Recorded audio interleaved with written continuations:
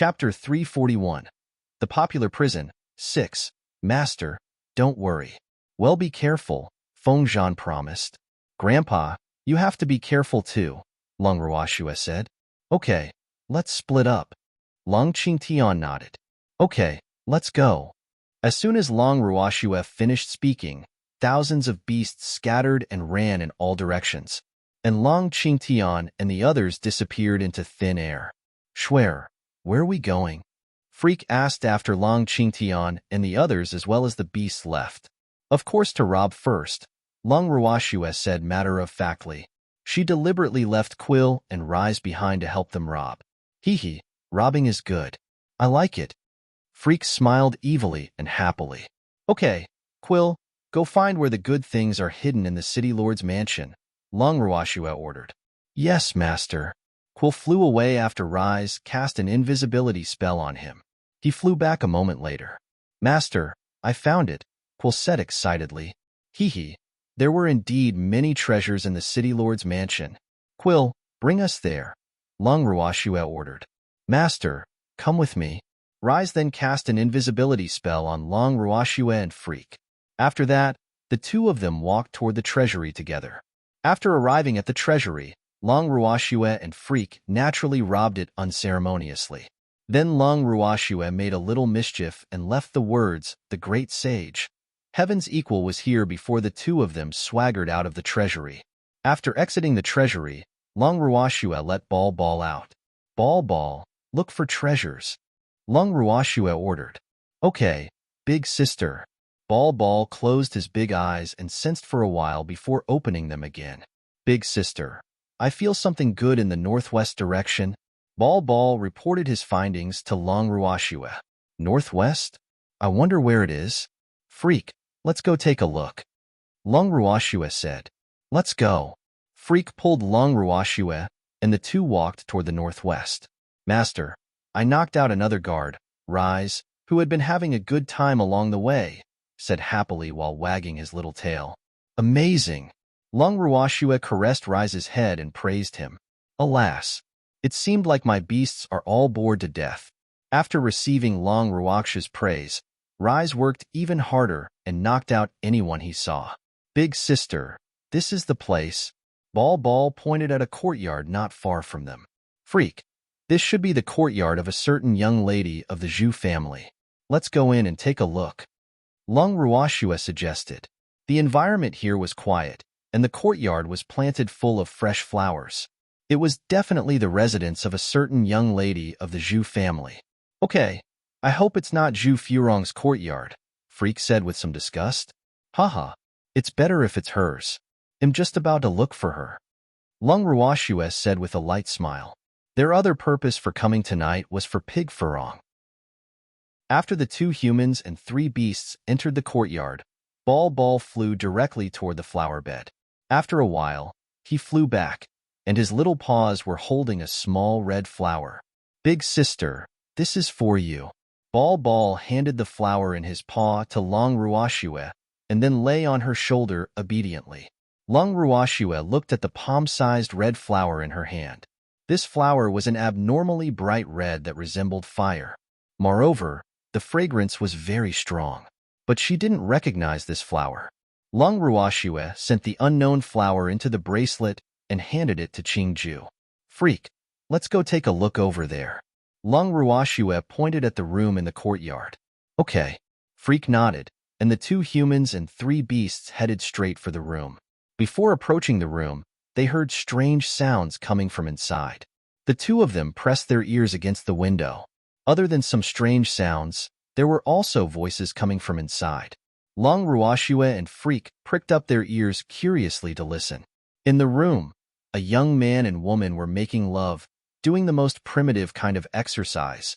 During the break, a beautiful girl looked at the naked man beside her and asked, Prosperity, did you just tell me that second sister likes a man? Yes, second miss took a liking to a man and locked him in a cell. But that man has a wife and doesn't like second miss at all. Tonight, second miss even ordered her subordinates to go to the cell. She originally wanted to plot for the two of them to escape from the prison, but who knew that the two of them actually refused to follow me? the young man said gloomily, and then rolled over to press the girl under him again. Prosperity, look at how anxious you are. Let me rest for a while, the girl said with some dissatisfaction. Third miss, I missed you so much, the young man said aggrievedly. Prosperity, answer my question honestly first. The girl pouted coquettishly. Yes, please ask, Third Mississippi. I will tell you everything I know, the man named Prosperity promised. Prosperity, do you think that man will agree to second sister? Zhu Lianrong asked worriedly. Probably not, Prosperity said uncertainty. In fact, he knew very well that the man didn't care about the second miss at all. That's good. Zhu Lianrong was relieved after hearing what Prosperity said. There was nothing she could do. If her second sister married in advance, her father would definitely marry her to that old man. So she had to ruin her second sister's plan. Third miss, why don't you want second miss to get married? If second miss marries someone, wouldn't there be no one who can snatch President Lon from you? Prosperity asked in puzzlement. It was not a secret in Windless City that the three Zhu sisters liked President Lon of the Mystic Association. Second sister isn't my match, but if she marries someone, father will have to marry me to that old man from the Sun family. So of course I have to stop second sister from marrying. Prosperity, you have to help me. Zhu Lianrong wheedled. Prosperity was her second sister's trusted aide, but she had seduced him, which was why she knew her second sister's affairs like the back of her hand. Chapter 342. The Unlucky City Lord's Mansion, 1. Third miss, don't worry. I will definitely help you.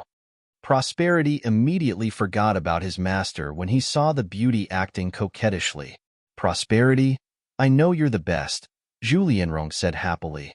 At the same time, she was very pleased with her honey trap. Third miss, am willing to go through hell and high water for you. So you have to reward me well, Prosperity said with a perverted look and then began attacking the city walls again.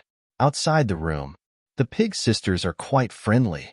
Long Ruoxue sighed as she looked at the full moon hanging in the sky. Yes. Freak nodded in agreement. Schwer, let's leave this place. Freak continued. He didn't want to stay here anymore. The sounds coming from the room were really too unpleasant. Okay, let's go check out somewhere else, Long Ruoxue said with a light smile. But just as she finished speaking, she heard a sharp scream in the distance. There's a snake. Then there was a loud sound. Long Ruoxue and Freak exchanged glances. Did someone discover Confound? Long Ruoxue guessed. Discover? I think he's deliberately scaring people, Freak said in realization. Schwer's beasts were very well behaved in front of her, but in fact, each one was more scheming than the other, and they had many ways to prank people. It doesn't matter. We're here to cause trouble anyway, Long Ruoxue said nonchalantly with 2 drops of cold sweat on her forehead. Schwer, let's go somewhere else. Freak said. Okay, let's find Pig Furong's residence. Hee, we have to let her know that her sister is scheming against her. Long Ruoxue said with a naughty smile. She already decided to sow discord until the end. Moreover, she had given Pig Lianrong a small gift before leaving. Schwer, you're so cute. Freak suddenly hugged Long Ruoxue affectionately and kissed her fiercely. I'm doing this for their own good. Sisters have to love and protect each other. Long Ruoxue said without any shame. Yes, sisters shouldn't become enemies, Freak agreed. The two of them left Pig Lianrong's residence and searched each courtyard. Schwer, this courtyard is the last one, Freak reminded. Okay, let's go in and take a look. Long Ruoxue said. They had already checked several courtyards, but none of them was the residence of Pig Furong. After Long Ruoxue and Freak entered the courtyard, they went directly to the outside of the room, leaned against the window, and listened to the movements inside. That man seems to be the steward of the city lord's mansion. Long Ruoxue heard a familiar voice coming from the room. Steward? The steward of the city lord's mansion lives in a good place, Freak said mockingly. This was obviously the residence of a woman. Moreover, according to his guess, the person staying here was not one of the daughters of the city lord's mansion, but the city lord's concubine, and she was probably very favored. The woman inside seems to be the city lord's concubine, Long Ruashue said after listening to the conversation inside. It seems like everyone in the city lord's mansion is unwilling to be left out. The steward climbed into the city lord's favored concubine's bed, while one of the city lord's daughters is seducing her elder sister's guard. Haha, what a mess. Freak smiled with contempt. They'll leave some gifts for them too. Long Ruashue said evilly and sent a trace of her green mystic power through the door crack. Hee, the city lord will definitely be very grateful to us when he sees this scene tomorrow, Freak said excitedly. Of course. He was made a cuckold for so long. Then Long Ruashue and Freak left. Schwer, let's go find Grandpa and the others, Freak suggested, wondering how Schwer's grandfather and the others were doing. Okay. Long Ruashue nodded. Then the 2 humans and 3 beasts went to look for Long Qingtian and the others. After searching for a while, they finally found Long Qingtian, Old Man, and the others in the courtyard of the main house. Grandpa, what are you doing? Long Ruashue called out softly after entering the courtyard of the main house. When she saw her grandfather and the others squatting on the ground, she wondered what they were doing. Schwer, it's you. We're thinking about something, Long Qingtian said. Thinking about something here? Cold sweat dripped down Long Ruakshue's forehead. Grandpa and the others are too good at finding places. Yes, I heard something just now, so I'm thinking about it, Long Qingtian said awkwardly. What did you hear? Long Ruashue asked curiously. Her grandfather and the others looked serious. Was it related to them? Lass, do you know the relationship between the city lord's mansion and the Sun family? Old Zao asked. Yes, why? The relationship between the city lord's mansion and the Sun family didn't seem to be a secret. Just now, we heard the city lord say to find some young and beautiful women to give to the Sun family, and Pig Furong recommended you to her father, Old Zao explained. Oh, and then? Long Ruashue asked calmly. Then the city lord said he would visit you in the prison tomorrow. If you pass, Pig Furong won't have to marry, Old Zao said. Oh, then we'll wait for him in the cell tomorrow, Long Ruashue said calmly. Little girl, why aren't you worried at all? I suspect that someone from the Sun family is practicing evil techniques. Why else would they need so many young and beautiful women? Old Man said worriedly. What's the use of worrying? The Sun family is one of the 3 great families and not something we can deal with now, Long Ruashue said calmly. Want to give me away? Dream on. How can I be manipulated so easily? For those who have designs on me, it's best to be prepared to pay the price. Schwer, let's leave Windless City while we still can. Long Qingtian was very worried that his granddaughter would be hurt. They were indeed too weak now. Grandpa, we can run for a while, but can we run forever? There is a pig city lord in Windless City, and other cities might also have such a city lord. Therefore, running won't solve the problem, and that's also a sign of weakness. We can only work hard to become strong so that we won't be controlled by others, Long Ruashue analyzed calmly. They were new and unfamiliar with everything, and they themselves were the only people they could rely on and trust.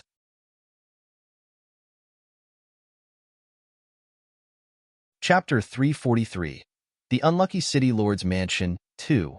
Ruashue makes sense, Lin Liang agreed.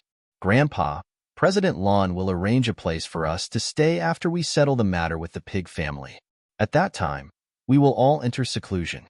Cultivating in the space for a month, coupled with the accelerated time, will be equivalent to several years.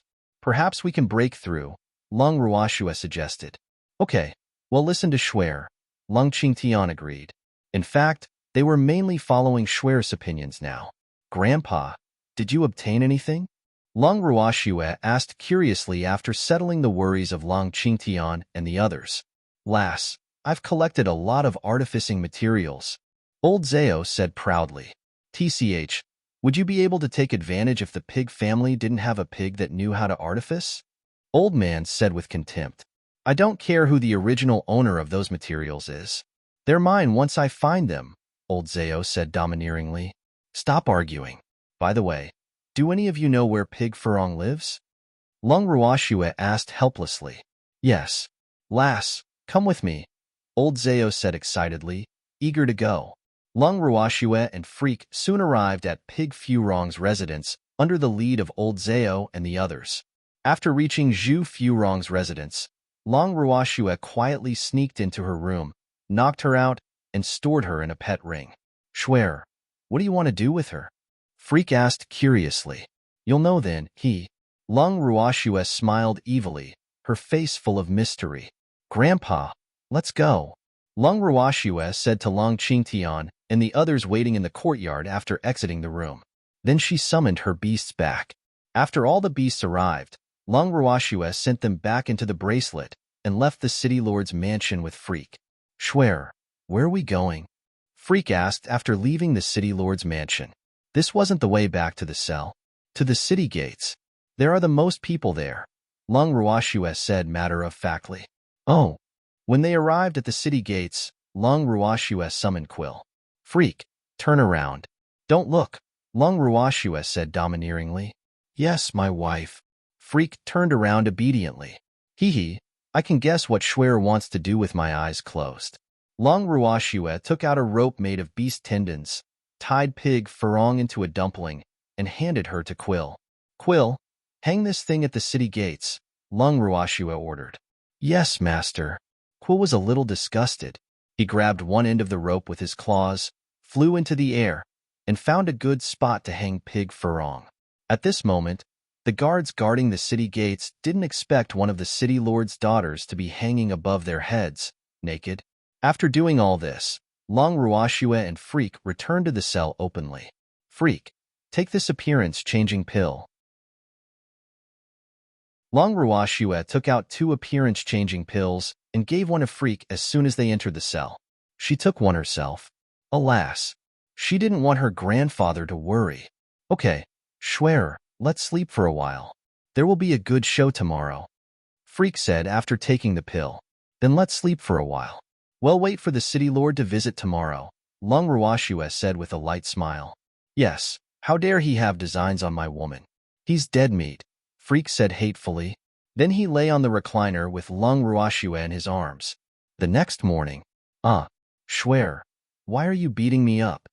Freak covered his face with tears in his eyes, aggrieved. You're Freak? Long Ruoxue was embarrassed. She opened her eyes and saw a fat stranger hugging her, so she punched him without thinking. When she woke up, she really forgot that Freak ate an appearance-changing pill last night because the appearance-changing pill had yet to show its effects when they went to sleep yesterday. Moreover, this appearance-changing pill was newly concocted by her, and she had added many new medicinal herbs in it, so she wasn't sure what the appearance-changing pill would turn Freak into. To be honest, she wasn't very certain of its effects either. But the appearance-changing pill actually turned Freak into an ugly fatty, which was unexpected. Shuer, you can't even recognize me anymore. Boo-hoo. I'm so sad. Freak said sadly, his tears threatening to fall. I didn't do it on purpose. You've really changed too much. Long Ruoxue said embarrassedly. How could she expect that a mere appearance-changing pill could change the appearance and figure of Freak? Boo-hoo. Shuer, no matter how ugly you become, I can instantly recognize you by your smell. How can you not recognize me? The more he thought about it, the sadder he became. Boo-hoo. What does he mean by smelling me? When did he become a little dog? Long Ruoxue was at a loss for words. Freak, I'm sorry. I was scared because I wasn't mentally prepared. Long Ruoxue said guiltily. Then kiss me and I'll forgive you. Freak took the opportunity to ask for a kiss. Let's not kiss first, okay? I think it's weird, Long Ruoxue said tentatively. No, woo-woo. Shuer, you despise me. I didn't even despise you. In fact, you're also ugly. Freak choked with sobs. Don't cry. Fine, they'll kiss you. Who's afraid of who? Long Ruoxue said stubbornly. With that, she pulled Freak's head closer, closed her eyes, steeled her heart, and kissed him. Well, even though his appearance has changed, he doesn't feel different. Fortunately, luckily, after kissing for a long while, Freak was finally satisfied. Shuer, you look so ugly, Freak teased with a chuckle. Really? Let me see. Long Ruoxue took out a mirror from the bracelet and saw her current appearance through the mirror.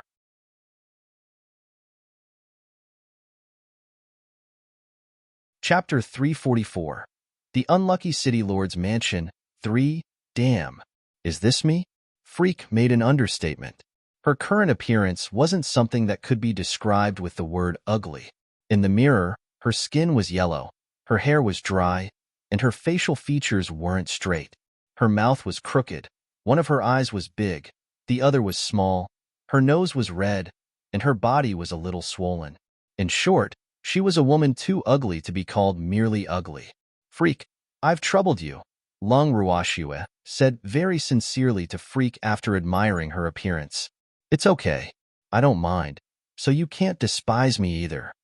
Freak said coquettishly as his starry eyes welled up with tears. In fact, he was quite satisfied with Schwer's current appearance. Hee, this way, no man would have any ideas about his Schwer. Yes, I don't despise you. I was only a little uncomfortable just now. Did it hurt? Long Ruoxue said with some heartache while lightly caressing the bruises on Freak's face. It doesn't hurt. I have thick skin. Your strength won't hurt me. Hee. Freak hugged Long Ruoxue and smiled foolishly. That's good. Then Long Ruoxue summoned Rise and ordered, Rise, go out and scout the situation. I guarantee to complete the task. Rise stared at Long Ruoxue in disbelief for a long time before thinking boo-hoo. Where is my incomparably beautiful female master? Freak, am a little depressed, Long Ruoxue said leisurely after Rise disappeared. She didn't expect the effects of this appearance-changing pill to be so remarkable, actually changing her and Freak so thoroughly that even her own beasts almost couldn't recognize her. Schwer, it's okay. They will get used to it, Freak comforted. Okay, I'll make do first for our safety. Long Ruoxue nodded. About half an hour later, Rise returned to the cell. Master, it's so lively outside now, Rise said happily while climbing onto Long Ruoxue's wrist. Moreover, he had helped spread some rumors. Report it, Long Ruoxue said with interest. Master, that naked woman is still hanging at the city gates. I heard that the city lord thought of many ways but couldn't save her from above. Many people have gone to the city gates to watch the commotion. Moreover, I hid in the crowd and told everyone what happened last night in the city lord's mansion. Windless City is almost a mess now, Rise said with a face full of pride. Well done, Long Ruoxue praised. This is exactly the effect I want. The city lord must be so angry that he's about to vomit blood. Schwer, the city lord has lost all his face this time, Freak said with a smile. How dare he have designs on my woman? This punishment is still considered light. Freak, do you think the city lord will still look for us today? Long Ruo asked curiously. Of course. He can't count on his daughter anymore, so he still has to count on you. Freak said. Okay, let's prepare to welcome him. We'll give him a big gift then. A cunning smile appeared on Long Ruoxue's beautiful face. Who do you want to welcome? A teasing voice sounded in the cell. Definitely not you. Why are you here again? Long Ruoxue asked with a frown while looking at Lan Ming, who appeared in the cell. You're really too heartless. I rushed here early in the morning to see you, but you're actually treating me like this. Boo-hoo. I'm so sad. Lan Ming called out beautifully. Stop pretending. You're here to watch the show, right? Long Ruoxue said in realization. I'm here to see if there's anything I can help with, and also see the commotion, Lan Ming said honestly. This morning, after hearing about the incident in the city lord's mansion, he immediately thought of Long Ruoxue and Yi Chun, so he immediately rushed over. President Lan, if you want to watch the commotion, you seem to have come to the wrong place. The city lord's mansion is the most lively place now, Long Ruoxue reminded. I don't want to go to the city lord's mansion. I'm more interested in you, Lan Ming said with slight fear, as if the city lord's mansion was a tiger's den. Long Ruoxue couldn't help laughing hysterically. Of course, she knew what Lan Ming was afraid of. Those daughters of the city lord's mansion all regarded him as the most delicious food. It would be strange if he wasn't afraid. Is it very funny? Lan Ming said angrily. Long Ruoxue turned her head and asked, Isn't it funny? Freak, do you think it's funny? President Lan, there's no need to be embarrassed. I understand you, Freak said sympathetically. Alas, being chased by unappetizing women is indeed not something to brag about. Thank you, but I want to know why you have become like this? Lan Ming was very curious. He would definitely be scared away by these two people in front of him if he didn't have good composure. Their appearance was really too unique. I've seen that face for a long time, and am a little tired of it, so I wanted to change to something new, Long Ruoxue teased. But this is a little too new. I suggest you don't go out at night, or you will definitely be treated as ghosts, Lan Ming said very seriously. That can only mean that some people's mental fortitude needs to be strengthened, Long Ruoxue said calmly. By the way, you were the ones behind what happened in the city lord's mansion last night, right? Lan Ming said with certainty, even though it was a question. Would you believe me if I said no? Long Ruoxue asked. No. No one in Windless City is so bold except for you, Lan Ming said understandingly. He still had this bit of judgment. Who said no one has the guts? Long Ruoxue asked. Really? Why don't I know? Lan Ming was stunned. He had been in Windless City for several years, but he had never heard of anyone who dared to look down on the city lord. After all, the city lord was heaven to the people of Windless City. It's you. Long Ruoxue said lightly. Me? You think too highly of me. I would have done something long ago if I had the guts, Lan Ming said pitifully with a bitter face.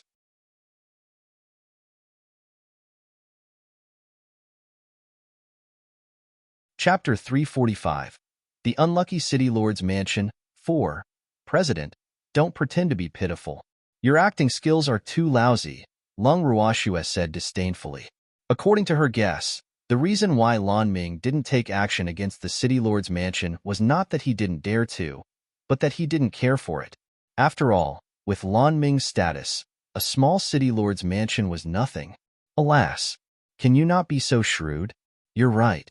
I'm mainly too lazy to deal with those ants. Lan Ming's handsome face was full of disdain. Even ants will bite. You should get rid of them as soon as possible, and don't keep them to cause trouble for yourself. Long Ruoxue disagreed with his idea. In her opinion, any danger should be killed in the cradle. That's true. But you still haven't told me whether you were the ones behind what happened in the city lord's mansion? Lan Ming asked stubbornly. If you think so, then so be it.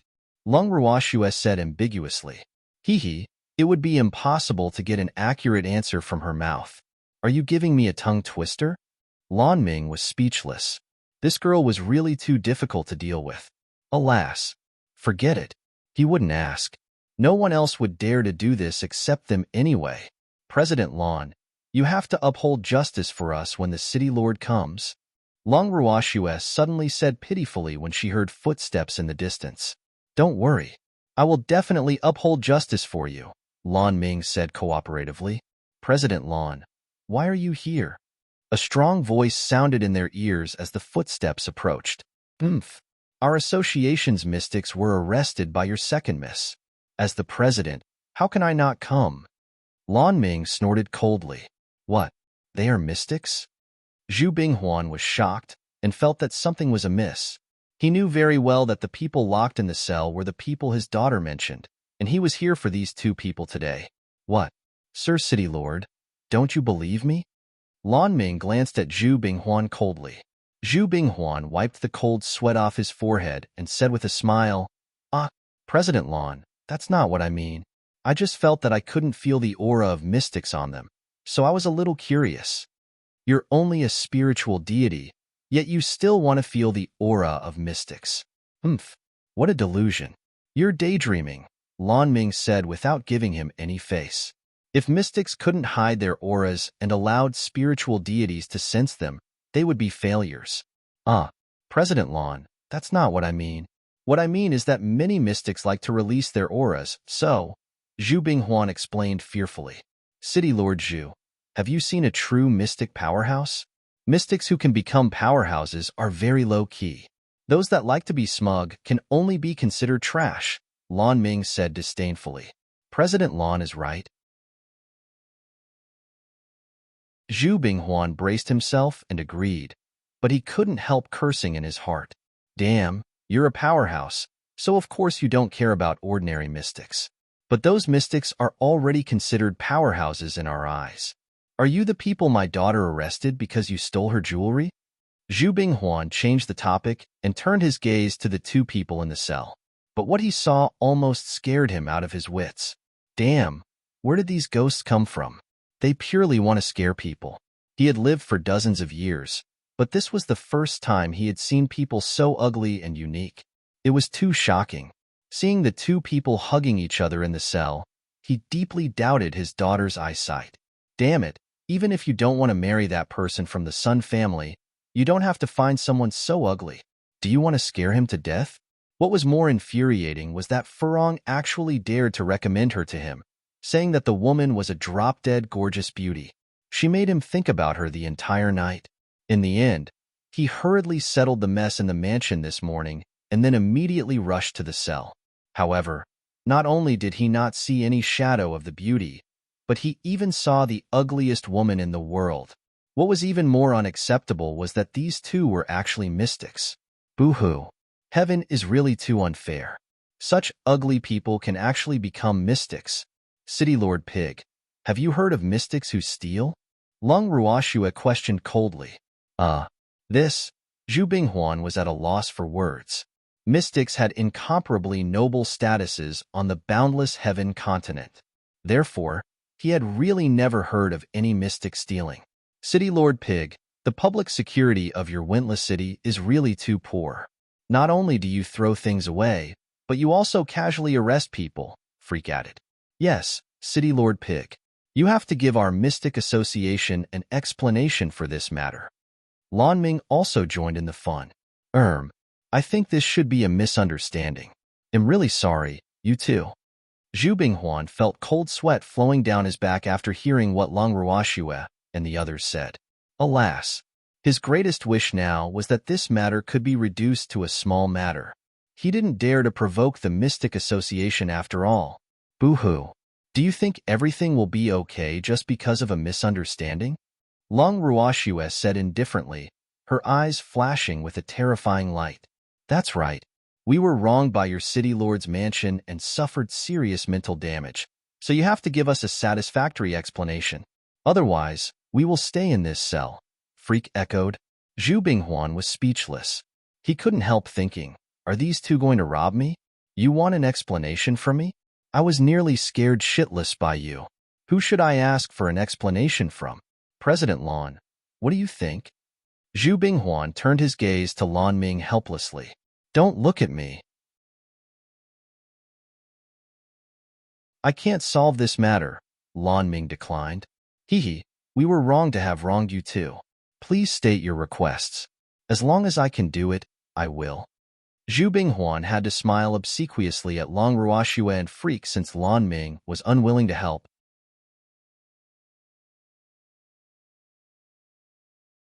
Chapter 346. The Unlucky City Lord's Mansion, 5. Sir City Lord is quite sensible. Lung Ruoxue nodded with appreciation. This is indeed our fault, Zhu Binghuan said good-naturedly, even though he was about to vomit blood from anger. Then we want stand on the ceremony. This is the list of the compensation we're requesting. City Lord Pig, please take a look. Lung Ruoxue took out a piece of paper that she had prepared long ago and handed it to Pig Binghuan. I am willing to compensate as long as you two are willing to let this matter pass, Zhu Binghuan said through gritted teeth after looking at the list. The list had a lot of things, but it was not difficult to do with the wealth of the City Lord's mansion. At this moment, he still didn't know that the treasury of the City Lord's mansion had long been emptied. All right, this matter will be resolved once City Lord Pug sends the compensation, Lung Ruoxue said readily. Can you two leave now? I'll arrange a place for you to stay, Zhu Binghuan said ingratiatingly. There's no need for lodging. This cell is pretty good, Freak said calmly. He was in no hurry to leave. No. How can people live here? Zhu Binghuan said anxiously. City Lord Pig, we don't dare to leave. If we leave and you renege on your promise, our loss will be immense, Lung Ruoxue said bluntly. I swear on my reputation that I won't go back on my word. Zhu Binghuan was depressed. Why were these two so difficult to deal with? It was so easy to invite a god, but difficult to send one away. I'm sorry. We don't believe in so-called credibility, Freak said without giving face. Even though Zhu Binghuan was about to explode from anger, he still had to ask patiently, Then what do you want me to do so that you're willing to leave this place? You can choose to establish a contract. It's that simple. Lung Ruoxue reminded very kindly. Okay. Zhu Binghuan immediately established the contract without hesitation. As the contract array descended, the contract was formally established. Two little ancestors, is it okay now? Zhu Binghuan asked weakly. He wanted to invite these two gods of plague away, even if he had to pray to them now. Just barely passable, Lung Ruoxue said with dissatisfaction. Hearing this, Zhu Binghuan felt like smashing his head against a piece of tofu. He already established a contract with them, but these two gods of plague were actually still not satisfied. Since the matter has been resolved, it'll take the two of them away. Lan Ming suppressed his smile while watching the commotion. Okay, thank you, President Lan. Please take them away quickly. Zhu Binghuan said impatiently. City Lord Pig, you better prepare our compensation quickly. We don't have much patience, Freak reminded before leaving the cell. Then the two of them left the prison with Lan Ming. You are really too amazing. I'm impressed. Lan Ming couldn't help teasing them on the way to their new residence. President Lan, you haven't bought a ticket after watching the show for so long. Lung Ruoxue reminded lightly. Yes, what Schwer says is reasonable. You can't watch our show for nothing, Freak said very cooperatively. Lan Ming was stunned and then said speechlessly, Don't you care too much about money? I told you we're poor. Lung Ruoxue said nonchalantly. But you can't earn money from your friends, Lan Ming argued. Friends? Who are you talking about? Lung Ruoxue pretended to be stupid. Of course it's me. I'm already treating you as my friends, Lan Ming said very seriously. Oh, that's your problem. We haven't treated you as a friend yet, Freak said without giving him face. Lan Ming was so angry that he was at a loss for words. These two are he really wanted to beat them up now. In fact, even if we treat you as a friend, we still have to collect the money. But we can give you a discount, Lung Ruoxue said seriously. You too. I'm impressed. Lan Ming was so angry that he stopped talking. He only spoke again after bringing Lung Ruoxue and Freak to the residence he had arranged for them. Since Lan Ming didn't say anything, Lung Ruoxue and Freak naturally wouldn't take the initiative to speak with him. This is the place. Do you need anything else? Lan Ming asked. Lung Ruoxue and Freak looked at this house. In short, it was not bad. The yard was big enough, there were enough rooms, and the environment was good. Lung Ruoxue and Freak exchanged glances and said at the same time, We are very satisfied. That's good. Please stay here for the time being. Tell me if you have any other requests, Lan Ming reminded. Yes, President Lan. We intend to enter seclusion. If there's nothing important, it's best not to disturb us. As for the compensation from the pig family, please help us collect it first. This is the list. Lung Ruoxue handed Lan Ming a piece of paper. Okay, enter seclusion at ease. They'll help you settle the other things, Lan Ming promised. Lan Ming turned and left. After Lan Ming left, Lung Ruoxue and Freak randomly chose a room as their temporary residence. Schwer, do you think the pig family can still afford the compensation? Freak asked very curiously while hugging Lung Ruoxue and sitting in a chair in the room. They had taken away all the valuable things in the pig family yesterday. No problem. Don't underestimate the ability of this pig. Moreover, doesn't he have 2 daughters waiting to be married? Lung Ruoxue said with a face full of disdain.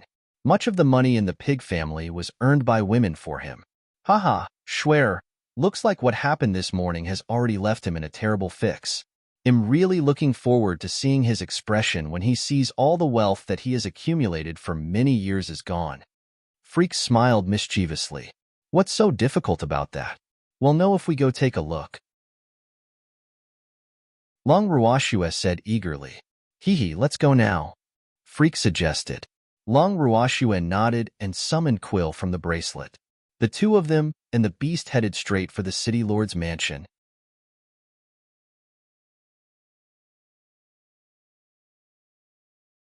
Chapter 347. Are you planning to rob us? 1. After reaching the city lord's mansion, Long Ruoshue got Rise to cast an invisibility spell on them and hid in the dark. At this moment, City Lord Pig had just returned to the city lord's mansion and already arranged for his newly promoted head steward to retrieve the items from the treasury according to the list while he sat waiting in the chair in the main hall. Alas, I hope this matter caused by Furong ends soon. After all, he couldn't afford to offend the Mystic Association. Husband, you have to uphold justice for our daughter. Zhu Furong's biological mother, the second madam of the city lord's mansion, ran in with a crying face. She knelt in front of Zhu Binghuan and hugged his thigh tightly. What do you want now? Zhu Binghuan roared with a splitting headache. Damn it, every one of them makes me worry. His daughters were causing trouble outside all day, and these women in the family didn't stop either. Apart from being jealous, they actually dared to cuckold him. Husband, our daughter has suffered so much. You have to uphold justice for her. The second madam wailed. Uphold justice? What justice? Do you know who did it? Can you find them?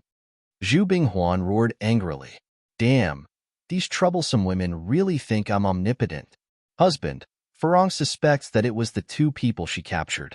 Husband, we can't let them go, the second madam said fiercely. Boo-hoo, her daughter was basically ruined, so she had to find a scapegoat this time. Otherwise, her husband would definitely not let Furong off easily. You mean the 2 people in the cell did it? Zhu Binghuan questioned. Yes. Furong said that there could be no one else except them, the second madam said with certainty. Anyway, she would insist on this, and she believed that with her husband's ability, he could definitely convict the 2 of them even if there was no evidence. Alas, Furong can forget about marrying into a good family in the future since such a thing happened. Thus, she had to find someone to vent her anger on. And those 2 people were the 2 unlucky people. Weren't they locked up in the cell? How could they have the chance to do it? Zhu Binghuan continued to question. They must have escaped, the second madam guessed. Nonsense. Those 2 people were properly locked up in the cell. Moreover, do you know their identities? Zhu Binghuan roared furiously. He didn't even have the time to send those 2 plague gods away. How could he dare to cause them trouble? Husband, could it be that they have some extraordinary identity? The second madam asked doubtfully. That's impossible, isn't it?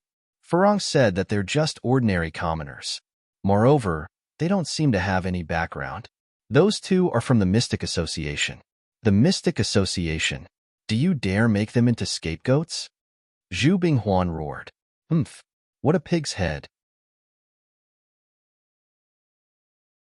No wonder her daughter is equally stupid. How is this possible? The second madam said in disbelief. Why not? President Lon said it himself. How could it be fake? Do you know how much wealth our Zhu family lost because of your good daughter? Go pack up for Furong and get her to marry into the Sun family 3 days later, Zhu Binghuan ordered resolutely. Husband, you can't treat Furong like this. She is your daughter, the second madam cried. She was unwilling to let her daughter marry into the Sun family. Even though the Sun family was one of the 3 great families, she knew very well what the situation with the Sun family was. Boo-hoo, none of the women who married into the Sun family could live for more than 3 years. I don't want a daughter who only knows how to cause trouble for me all day, Zhu Binghuan said ruthlessly. Husband, the second madam opened her mouth to say something, but Zhu Binghuan interrupted her. Say nothing else. I've already made up my mind, Zhu Binghuan said forcefully. Seeing that she could no longer do anything, the second madam wiped the tears off her face and was about to leave when she saw the head steward rushing into the main hall. Master, bad news. Our treasury has been robbed, the head steward said loudly. Boo-hoo. He was originally the deputy steward of the city lord's mansion. He had just replaced the head steward after the incident, but he didn't expect to encounter such a thing on the first day of his promotion. Boo-hoo. Zhu Binghuan grabbed the head steward's collar and roared with a red face. What did you say? Say it again. Master, our treasury was robbed, the head steward stammered. How is that possible? That place is very secretive. How could it be robbed? Zhu Binghuan really couldn't believe this. He was extremely confident in the security of his treasury. Master, look at this. The head steward handed him a piece of paper with trembling hands. Zhu Binghuan took the note, opened it, and read it. Then he crumpled the note fiercely and threw it on the ground while striding toward the treasury. When they arrived at the treasury, Zhu Binghuan looked at the empty treasury. Blood rushed to his head, and his vision darkened as he fainted. Husband! Master! The second madam and the head steward exclaimed as they rushed over to help Zhu Binghuan. My treasures! My lifelong collection! The first thing Zhu Binghuan did when he woke up was to cry loudly. Boo-hoo! All my treasures are gone. This was even more unbearable for him than losing his parents. Master, you! The second madam didn't know how to console him. Her heart ached too since all the money was gone. Boo-hoo! Steward, compile an announcement immediately to make this great sage. Heavens equal a wanted person. Zhu Binghuan ordered with tears in his eyes. Yes, master. He'll go right away, the head steward hurriedly said while wiping the sweat off his forehead before turning to leave. Husband, what should we do? The second madam asked fearfully. How could their family live without this money? Who am I supposed to ask? Do you know that I have to compensate those two mystics because of your good daughter? Where am I supposed to find enough riches to compensate them now? Zhu Binghuan roared furiously.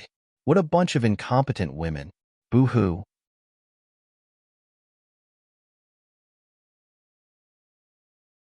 Chapter 348. Are you planning to rob us? 2. What kind of bad luck was this? Last night, his house was raided by spirit beasts, and this morning, people discovered that his favored concubine was having an affair with his steward and that his daughter seduced the guards. In addition, another daughter was hanging naked at the city gates. And now, he just discovered that the treasury was robbed. Boo-hoo! Who was the one messing with him? Husband! The second madam choked up and didn't dare to spout nonsense. Boo-hoo! Hurry up and pack up for Furong. They'll send her to the Sun family tomorrow, Zhu Binghuan said ruthlessly. Yes. The second madam knew that her husband wouldn't change his mind now, so she could only resign herself to fate and pack her daughter's things. Zhu Binghuan stood alone in the huge treasury in a daze. His heart was bleeding. Great sage, heaven's equal, you better not let me find you, or you're dead meat. After watching enough of the commotion, Long Ruoxue and Freak left the city lord's mansion and returned to their residence. Haha, Schwer, it's so funny. Freak laughed out loud when they returned to their room, feeling incomparably happy. Yes, according to my guess, there should be a lot of happy events happening in the city lord's mansion soon, Long Ruoxue said with a light smile while leaning in Freak's arms. The city lord's mansion had suffered considerable losses, so Pig Binghuan would definitely be financially strapped during this period of time. Haha, Schwer. He still has to think of a way to pay us the compensation, Freak said with a smile.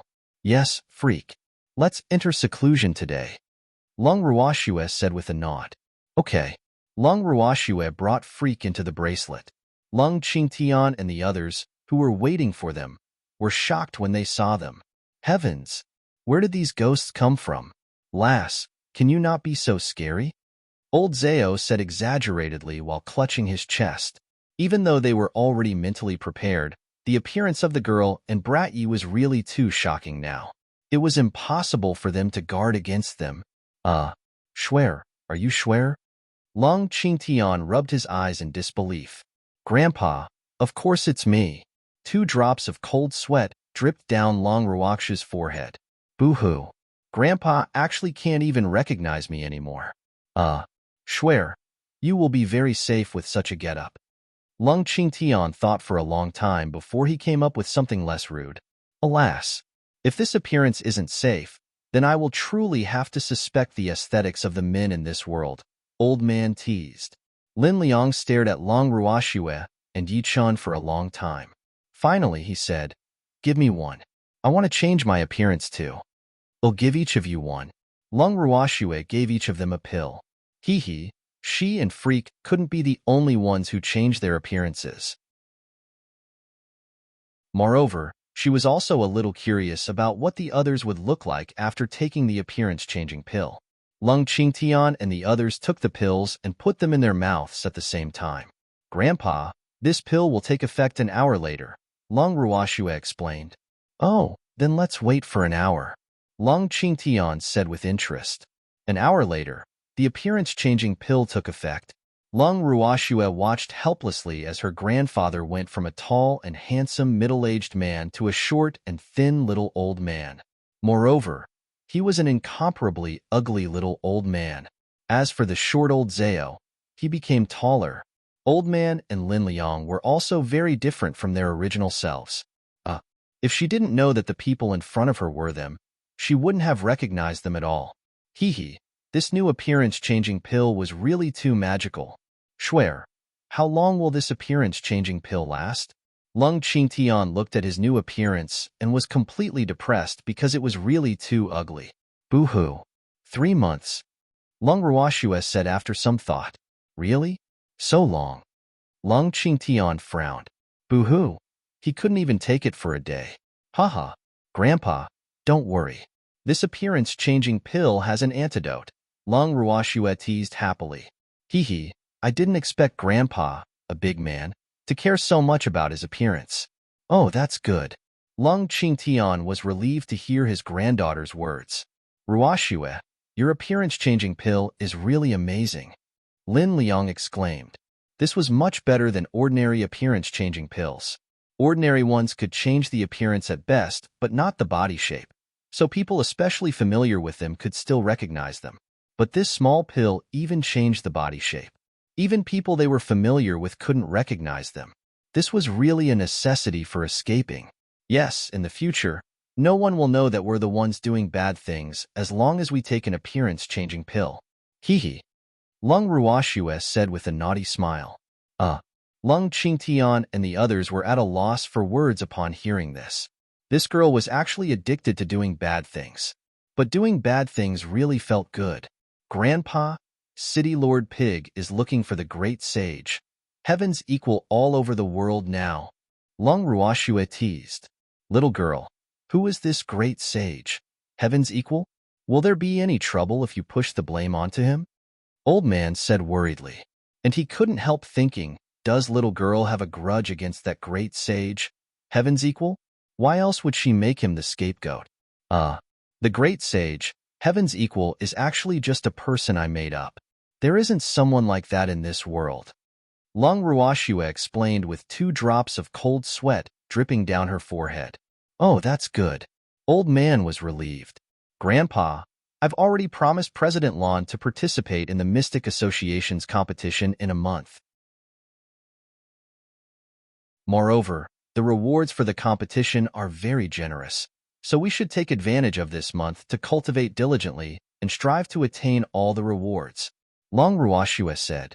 Okay, if we can win those rewards, coupled with the remuneration that President Lon will pay us, we won't be so short of money, Lung Qingtian said happily. They were aware of the deal between Lan Ming and Shuer in the cell that day, so if they could obtain good results, they would be able to accumulate wealth.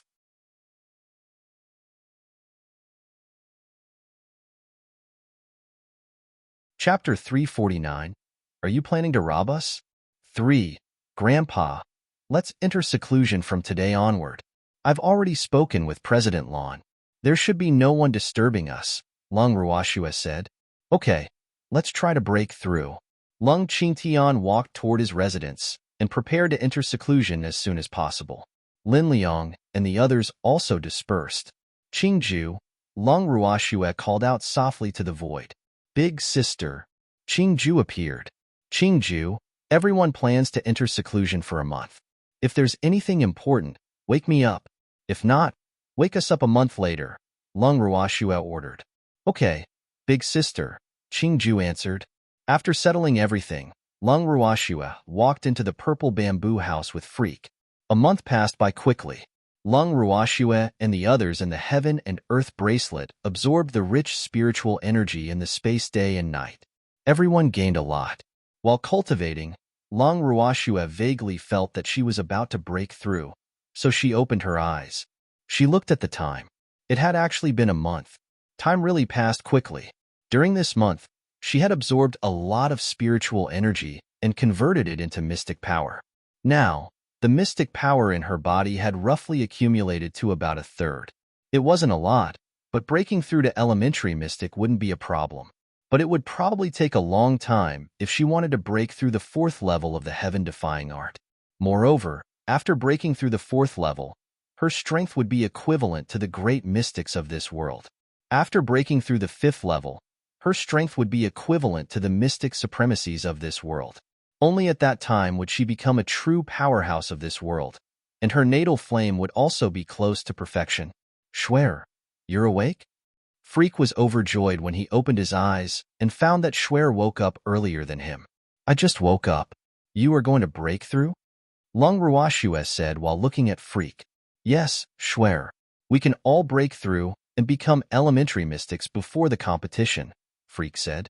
He wanted to break through with Schwer. Freak, let's go out. I wonder if Grandpa and the others are awake yet, Long Ruashue said while looking at Freak. Okay. They stood up and walked out of the purple bamboo house. Big sister, you're awake, Qingju said. Yes, Qingju, you've worked hard. Long Ruashue caressed Qingju's little head. Qingju didn't do much. Big sister, President Lon came twice in the past month, and City Lord Pig came a few times. But they were both stopped by Rise, Qingju reported. He had sent Rise out to look after the residents ever since his big sister and the others went into seclusion. So Rise sent all those people back. Oh, did they say anything important? Long Ruashue asked. President Lon came to take a look. As for City Lord Pig, it's about the compensation. But Rise already asked him to look for President Lon according to Big Sister's instructions, Qingju explained. Yes, well done. Long Ruashue nodded. She was becoming more and more satisfied with her beast's ability to handle situations. Qingju, has Grandpa and the others emerged from seclusion? Long Ruashue asked. Although everything in her space was under her control, she didn't need to worry about it since Qingju was here. Qingju raised his little head and asked, No? Do you want me to wake them up? Not for now. Wake them when we set off. They'll go find President Lon, Long Ruashue said after some thought. Long Ruashue brought Freak out of the bracelet and saw Rise in his original form basking under the sun in the yard, looking very comfortable and leisurely. Seeing Rise's body that was as huge as a small mountain, Long Ruashue couldn't help laughing. Alas, outsiders might faint from fright if they saw Rise's current appearance. Master! After sensing his master's aura, Rise quickly transformed, wrapped himself around Long Ruakshue's snow-white wrist, and kept acting coquettishly. Long Ruashue caressed his soft body and said softly, You're quite good at enjoying yourself. It's okay. Rise said shyly and hid his little head under his body. Long Ruashue smiled helplessly and then said to Freak, Freak, let's go find President Lon. Okay. Freak nodded. The two of them left the residence and walked toward the Mystic Association. When they arrived at the Mystic Association, someone welcomed Long Ruashue and Freak warmly. Hello. Are you two here to convert your spiritual power? The receptionist asked politely and warmly. Long Ruashue looked at the male receptionist she had never seen and asked curiously, Are you new? Yes, I've only been here for a month, the receptionist explained. Oh, we're here to look for President Lon. Long Ruashue nodded in realization. Please wait a moment. They'll go notify him, the receptionist said respectfully. He definitely didn't dare to neglect anyone who came to look for President Lon. Okay. Long Ruashue pulled Freak to a seat in the hall after the receptionist went upstairs to report. A moment later, the receptionist came down from the second floor. He walked to Long Ruashue and Freak and said, The president invites you up. Okay. Long Ruashue and Freak stood up and went straight to the door of the president's room on the second floor. They knocked and directly pushed the door open. You two are finally willing to come out, Lan Ming said helplessly. Alas, they wouldn't have been able to make it in time if they came out any later. Didn't we say we would enter seclusion? What's the rush? Long Ruashue said with a light smile. Lan Ming rolled his eyes at Long Ruashue and said lightly, I was afraid that you would be in seclusion for too long. President Lon, you have to learn to trust us. I will definitely keep my promise, Long Ruashue said confidently. Yes, Little ancestor, I was wrong. Okay? Lan Ming didn't know what to do with them. He had given it much thought during this month, and he was clearly not their match.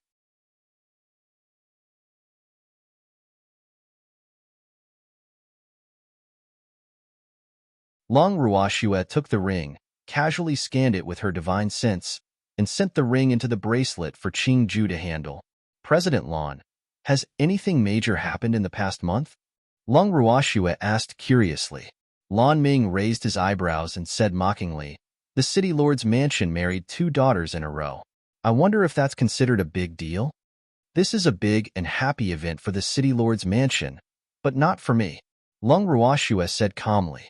She wasn't interested in what she had already expected. Nothing else then, Lan Ming said directly. In that case, we'll take our leave, Long Ruoxue said as she pulled Freak to his feet. All right, Lan Ming nodded. After leaving the Mystic Association, Long Ruoxue and Freak didn't go home. Instead, they walked around on the streets. Schwer, where are we going? Freak asked curiously. Just taking a walk. We haven't come out for so long. Let's breathe some fresh air. Long Ruoxue hugged Freak's arm coquettishly. Schwer, why don't we find a place to advance first? Freak suggested. Okay. Long Ruoxue nodded and then found a less crowded place to let Quill out. Quill, bring us to a place to advance, Long Ruoxue ordered. Yes, master. Quill soared into the sky and flew out of the city after Long Ruoxue and Freak were seated. After flying for about an hour, Quill stopped at a mountain. Master, is this place fine? Quill asked. Long Ruoxue looked around the location and said, okay. Quill found a flat place to land. Long Ruoxue jumped down from Quill's back and released all her beasts from the bracelet. She found a big green rock with Freak and sat cross-legged on it. About half an hour later, Long Ruoxue and Freak's heaven and earth laws descended one after another, and the 2 of them absorbed heaven and earth's bestowment to their heart's content. After the heaven and earth laws disappeared, the 2 of them consolidated their cultivation for a while before slowly opening their eyes. Master, I'm going to advance. Master, I'm going to advance too. The silver wolves spoke one after another. They had always been the lowest level among the beasts, so they would obtain the greatest benefits every time Long Ruoxue advanced. Many silver wolves were actually already level 9 holy beasts. They could become divine beasts if they advanced again this time. As soon as the silver wolves' exclamation sounded, one of the silver wolves took the lead to advance. Streams of heaven and earth laws descended like a relay immediately after. After a long while, the advancement of the silver wolves officially ended. Long Ruoxue looked at the silver wolves with satisfaction. These silver wolves were the first ones to follow her after Baby, Charm, Darling, and Quill, but they had been staying in the space to cultivate because they were relatively weak. She was very happy to have so many silver wolves advance to Divine Beast. The advancement of the silver wolves naturally brought her many benefits. Long Ruoxue adjusted her breathing slightly and stood up from the rock. She looked at Freak and the beasts and said, let's go back. Okay. Freak stood up and hugged Long Ruoxue. Long Ruoxue stored all the beasts in the bracelet, sat on Quill's back with Freak, and returned to Windless City.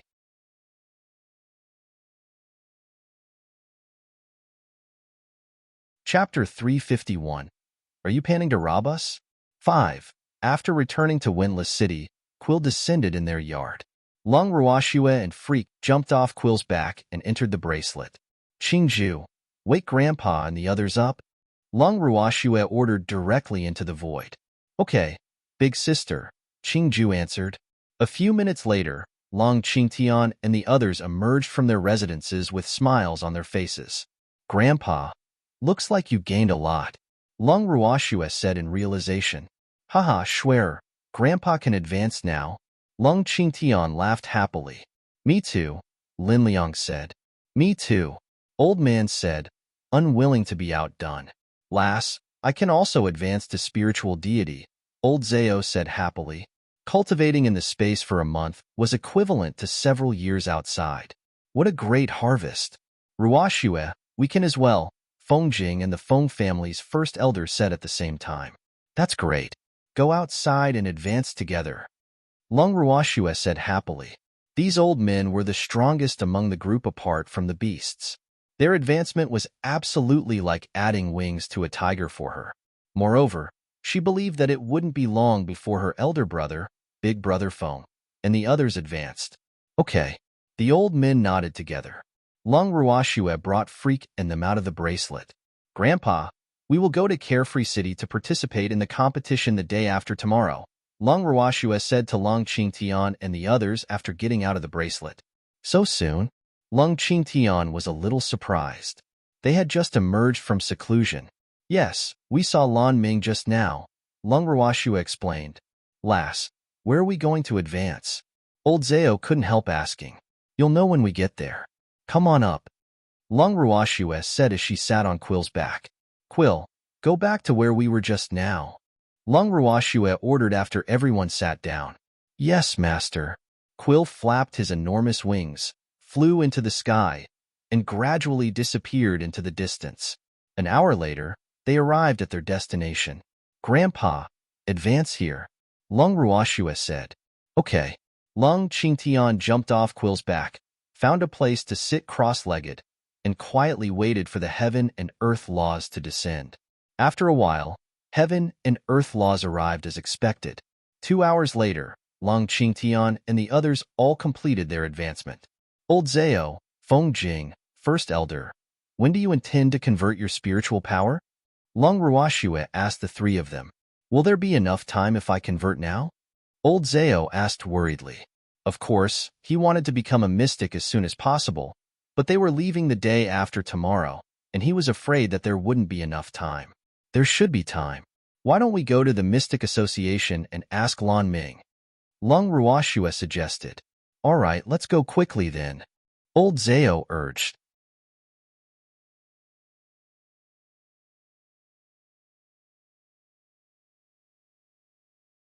Chapter 352. Are you planning to rob us? 6. You're calling me a lass? Don't tell me you're an undying old man? Long Ruoshue guessed, her watery eyes looking back and forth on Lan Ming's body. I'm not that old, okay? Lan Ming was speechless. Although he was a little bit older, he was still far from becoming an old man. The president of the Mystic Association headquarters was the real undying old man. I think you must be more than 80 years old, right? Long Ruoshue murmured with a frown.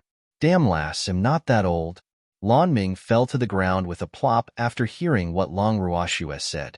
After getting up, he glared at Long Ruoshue with all his might. Boo-hoo. I'm only in my 30s, and I'm definitely considered a peerless young man in this world. But in Long Ruoshue's mouth, I actually became an old man in his 80s. Boo-hoo. What's with this girl's eyes? Do I look that old? Oh, then you must be at least 50, Long Ruoshue continued guessing. Stop. Stop guessing. I'm scared of you. I'm only 35 this year, Lan Ming said gloomily while looking at Long Qingtian and the others, who were secretly laughing. He was now very sure that this girl absolutely did it on purpose. Boo-hoo, deliberately bullying me. I'm sorry. I really can't tell, Long Ruoshue said shyly, but she was laughing in her heart. Haha, Lan Ming is quite interesting. Then you know now, right? Lan Ming asked through gritted teeth. Okay. Long Ruoshue nodded obediently and stopped teasing him. Lan Ming glared at Long Ruoshue, then closed his eyes and began cultivating. Time passed, and 3 hours went by quickly. But there was still no movement from the people in the small room. 4 hours. 5 hours. Still nothing happened. Only after 6 hours did the first stream of heaven and earth laws begin to descend. Immediately after, 2 more streams descended one after another. An hour later, the 3 old men completed the conversion of their spiritual power and officially became mystics. Not bad. Consolidate your foundation on the way. You can also participate in the competition. Lan Ming's handsome face was full of satisfaction as he watched the 3 people walk out of the small room. Hee, I'm a mystic too, Old Zao said with a silly smile. Yes, you are all mystics now. This is your identity card. Drip a drop of blood on it for it to recognize you as its master, Lan Ming reminded. After the 3 of them completed the last procedures to become mystics, Lung Ruoxue stood up and led everyone to leave. After returning to the residence, Lung Ruoxue sent the 3 old men into the bracelet while she discussed the competition with her grandfather and the others. On the day of departure, Lan Ming arrived at Lung Ruoxue and the others' residence early in the morning. President Lan, you're so early. Lung Ruoxue, who was still not fully awake, said with some displeasure in the living room. It's getting late. Why did you get up so late? Lan Ming was a little speechless. How could these people sleep so well? I was discussing something, so I slept late, Lung Ruoxue explained. Oh, pack up quickly. We have to set off. We have to reach West Wind Town before dusk today. Otherwise, we will have to sleep outdoors tonight, Lan Ming urged. Oh, Lung Ruoxue replied and returned to her room. She tidied up simply and waited in the courtyard with Freak. Lung Qingtian and the others walked out of their rooms not long later. President Lan, how are we going? Old Zhao asked Lan Ming. Taking my flying spirit beast. Lan Ming summoned his beast. Lan Ming's flying spirit beast was an enormous golden eagle. It was covered in golden feathers that were as sharp as blades, and its golden eyes were cold and sharp. As soon as the eagle appeared, it occupied the entire yard. Wow, what a big bird. Old Zhao sighed. This bird was even larger than the last quill. You're the bird, you damn old man. The golden eagle glanced at old Zhao with a displeased face. Old Zhao's face darkened. Boo-hoo. He was actually scolded by a bird that didn't admit to being a bird. But he was obviously a bird. Old Zhao was conflicted and depressed. Haha, you have personality. I like him. Old man was so happy seeing old Zhao deflated. He even praised the eagle. All right, let's go, Lan Ming said while suppressing his smile. After Lung Ruoxue and the others sat on the back of the golden eagle, he flapped his giant wings, soared into the sky, and disappeared into the horizon with a strong gust. Several hours later, Lass, looks like we really have to sleep outdoors, Lan Ming said worriedly as he looked at the sky. It doesn't matter, Lung Ruoxue said nonchalantly. Along the way, she had been comparing Quill with this golden eagle, but she still felt that her beast was better. Although this eagle was higher level than Quill, his feathers were not as soft as Quill's, and it was not comfortable lying on him. Lass, no woman likes to sleep outdoors, Lan Ming couldn't help saying. Yes, you can choose not to treat me as a woman, Lung Ruoxue said lightly. She was not one of those pampered young ladies. If she wanted to become a powerhouse, this bit of suffering was nothing. Lan Ming had lived for more than 30 years, and this was the first time he had seen a woman as carefree as Lung Ruoxue, but he was a little impressed by her. Compared to those young ladies from noble families who thought they were talented, were arrogant, looked down on others, and were unwilling to suffer a bit of hardship, Lung Ruoxue could be considered quite low-key and was very good at enduring hardship. So he believed that she would become a true powerhouse one day. Since we can't reach West Wind Town before dark, let's find a place to camp, Lung Ruoxue continued. That's the only way, Lan Ming said helplessly. Nighttime on the boundless heaven continent wasn't safe, so even powerhouses were unwilling to travel at night.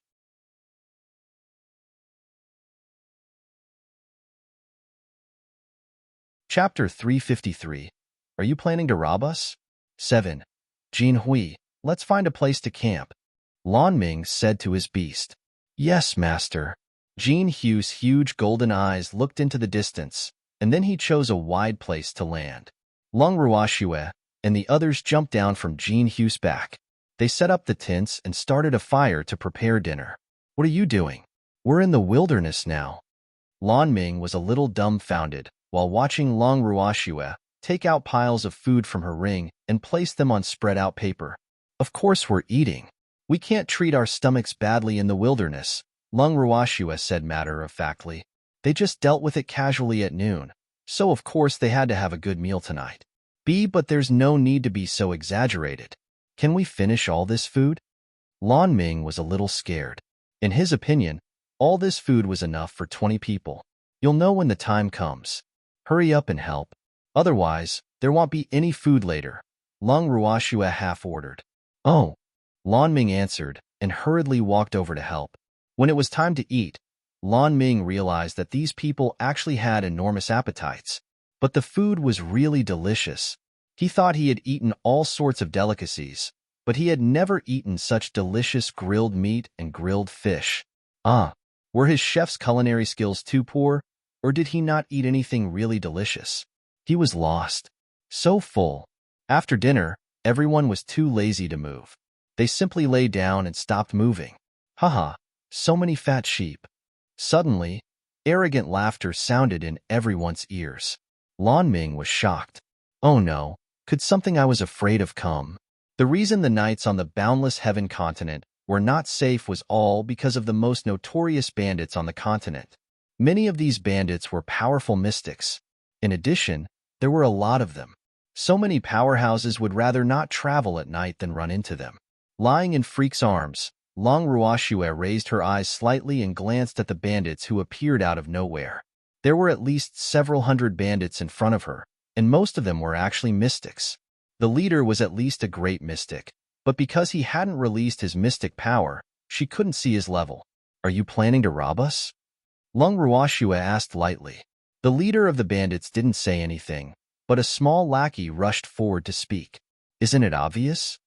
You found the wrong people.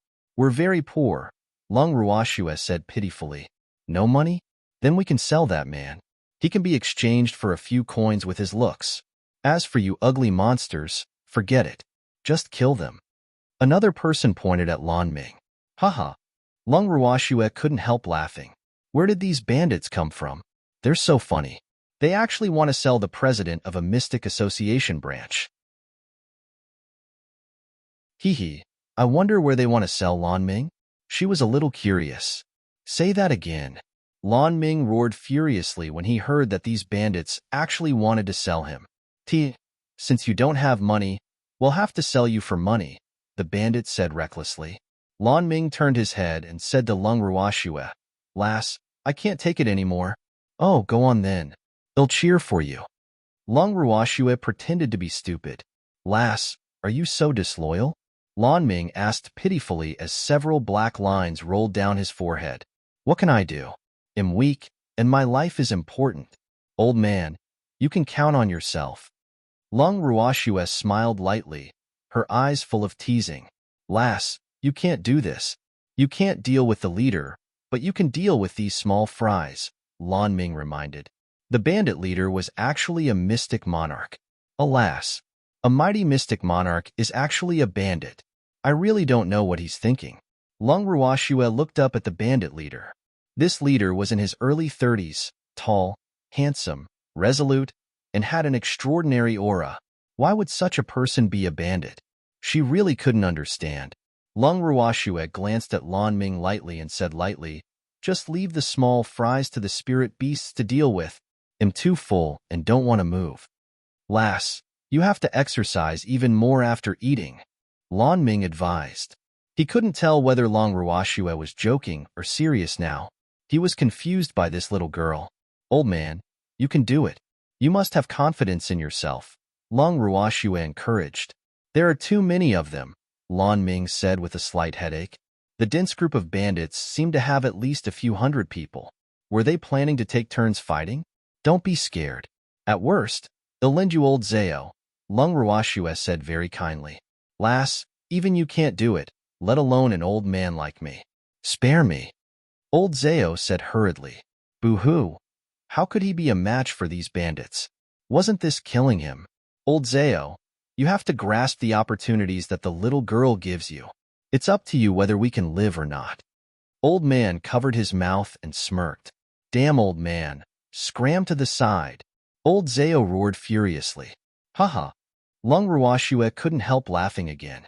Sometimes, watching these two old men bicker was quite interesting. Lass, I just entertained you. You can't let me throw my life away. Old Zao said pitifully, tears seeming to be shining in his eyes. Yes. Old Lan can deal with these bandits alone, Long Ruoxue said confidently. She wanted to see Lan Ming's strength, so how could she help? That's good. Old Zao wiped the cold sweat off his forehead and was finally at ease. Lass, are you really so disloyal? Lan Ming asked pitifully with a bitter face. Alas, how can this girl be more cunning than a fox?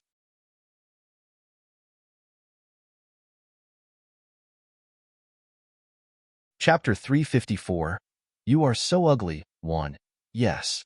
This young lady doesn't know what loyalty is, Long Ruoxue said calmly, but she was already laughing in her heart. Hee hee, this time, Lan Ming has to attack. Hey, have you decided yet? A robber asked impatiently. Long Ruoxue glanced at the robber and said lightly, What's the hurry? Haven't we been discussing it? She turned her head and said to Lan Ming, Old Lan, hurry up and attack. They're getting impatient from waiting. Remember, you can do it. Okay. Lan Ming braced himself. Boo-hoo. I can't let this little woman look down on me. Hey you, let's fight. Lan Ming pointed at the bandit leader. I'm not interested in you, the bandit leader said coolly, not even looking at Lan Ming. Haha. Long Ruoxue couldn't resist laughing again. This bandit leader really has character. The bandit leader looked at Long Ruoxue and said with slight displeasure, Is it very funny? Isn't it funny?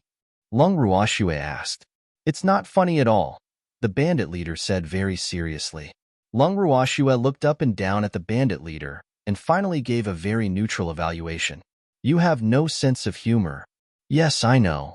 The bandit leader nodded in agreement. Which one of you wants to fight me? Aren't you going to sell me? If you defeat me, I'll let you sell me, roared Lan Ming, who was completely ignored and couldn't tolerate it anymore. Old Lan, you have to calm down, Long Ruoxue advised with several black lines hanging on her forehead. Alas, it seems old Lan is really mad. I can't calm down, Lan Ming said irritably. Boo-hoo. It was one thing to be bullied by a little girl, but these blind bandits actually dared to bully him. They would really think he was a weakling if he didn't show his might. After speaking, Lan Ming directly launched an attack at the group of bandits. I'll attack first since you won't. Immediately, light blue water attribute mystic power danced in the air and entangled the group of bandits. After a while, a fifth of the bandits died. But the bandit leader only watched from the side without any intention of making a move. Hey, if you don't do anything, all your subordinates will die, Long Ruoxue reminded kindly. This bandit leader was really incomprehensible. He actually ignored the deaths and injuries of his subordinates, and his fierce eyes only stared at her fiercely. It was really strange. She was so ugly now. So what was there to look at? Could it be that he had never seen such an ugly woman? They aren't my subordinates, the bandit leader said nonchalantly. 2 drops of cold sweat dripped down Long Ruoxue's forehead. What is this? Those bandits obviously respect him, but this big bandit actually doesn't admit that these small fries are his subordinates. It's really too strange. The bandit leader saw through Long Ruoxue's thoughts and explained, We are just cooperating. Oh. Then why are you looking at me? Don't tell me you're dazzled by my beauty? Long Ruoxue teased. You're too ugly. I've never seen such an ugly woman in my life, the bandit leader said honestly. Thank you for the compliment, Long Ruoxue said nonchalantly. You're welcome. Let's spar. If you win, it'll be yours from now on, the bandit leader suggested very seriously. Hearing this, Long Ruoxue was at a loss for words. What do you mean you'll be mine from now on? Please don't make it sound so ambiguous. I have a jealous lover by my side. Sure enough, Freak flew into a rage before Long Ruoxue could say anything. Damn it, who do you think you are? Schwer is mine. Freak roared furiously. The bandit leader looked at Freak and then said very seriously, Yes, you are also ugly. You two are a very good match. Upon hearing this, Freak was at a loss for what to do. It seemed that he didn't intend to snatch Schwer from him. How is it? Let's spar, the bandit leader asked again. Long Ruoxue glanced at him and said with slight displeasure, Your strength is above mine. Aren't you bullying me by sparring with me? We're not competing in mystic power, the bandit leader said. Then what should we compete on? Long Ruoxue asked doubtfully. I want to compete in alchemy with you. The bandit leader said something shocking. Alchemy? You found the wrong person, Long Ruoxue said in surprise. but she couldn't help thinking, how does this guy know that I'm an alchemist? I believe my senses. You must have taken an appearance-changing pill, the bandit leader said with certainty. He felt very dense fire attribute mystic power on Long Ruaksha's body, and coupled with her appearance-changing pill, he guessed that the woman in front of him was an alchemist. Are you an alchemist? Long Ruashua asked calmly. This man had to be talented in alchemy since he could tell that she had taken an appearance-changing pill. Yes. The bandit leader nodded. So, are you competing with me? The bandit leader urged. Okay, but if you lose, you have to be my subordinate and always be loyal to me, Long Ruashua said. No problem, as long as you can defeat me. The bandit leader nodded. Well, compete after old Lon takes care of the small fries. Long Ruashua looked at Lon Ming. Okay, the bandit leader replied and stood to the side to watch the battle. Go help old Lon. Long Ruashua let Charm, Darling, Dazzle, and the other beasts out after seeing that Lon Ming was so busy. Well, if she didn't help soon, old Lon would be exhausted. Lass, at least you have some conscience, Lon Ming shouted at Long Ruashua when he saw the beasts that suddenly joined in the fight. I didn't do it to help you. I did it to give my beasts a chance to train, Long Ruashua said lightly.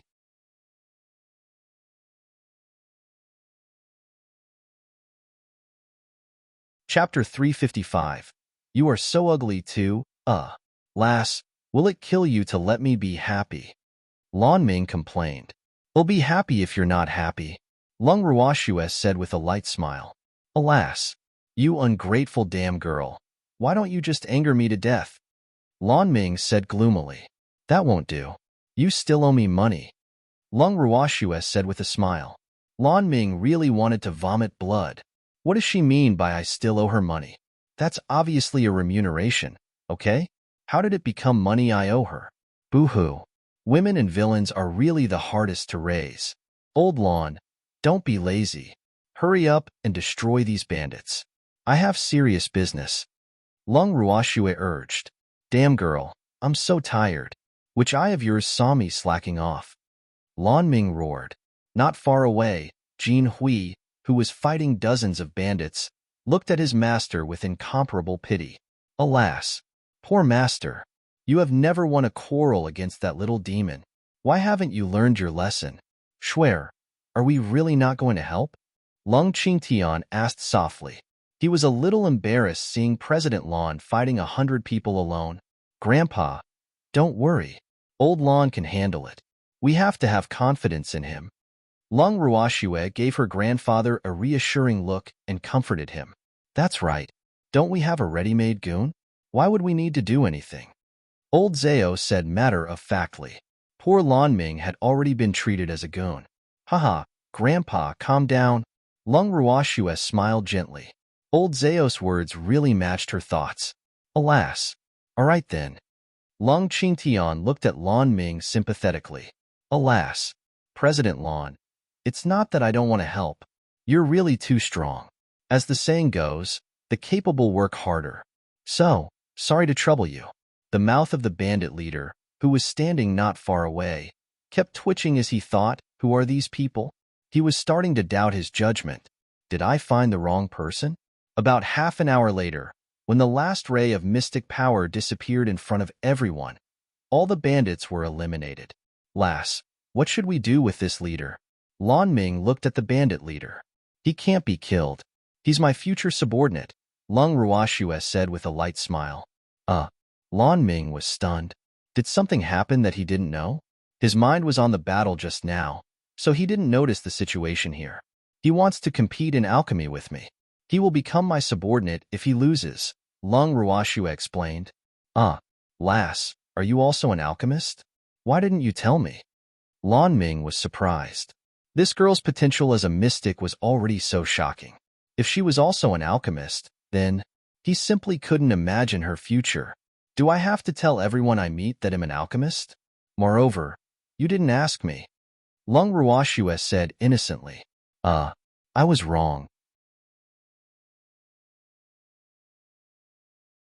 I shouldn't have argued with you about this, Lon Ming said a little gloomily, but he couldn't help grumbling in his head. Do I have to ask everyone I see if they're an alchemist? You are a good boy for recognizing your mistake and correcting it, Long Ruoxue praised. Thank you, Lan Ming said with a bitter face. He glared at Jin Hui, who was hiding at the side and laughing secretly. Boo-hoo! Even my beast is laughing at me. Can we start the competition now? The bandit leader asked.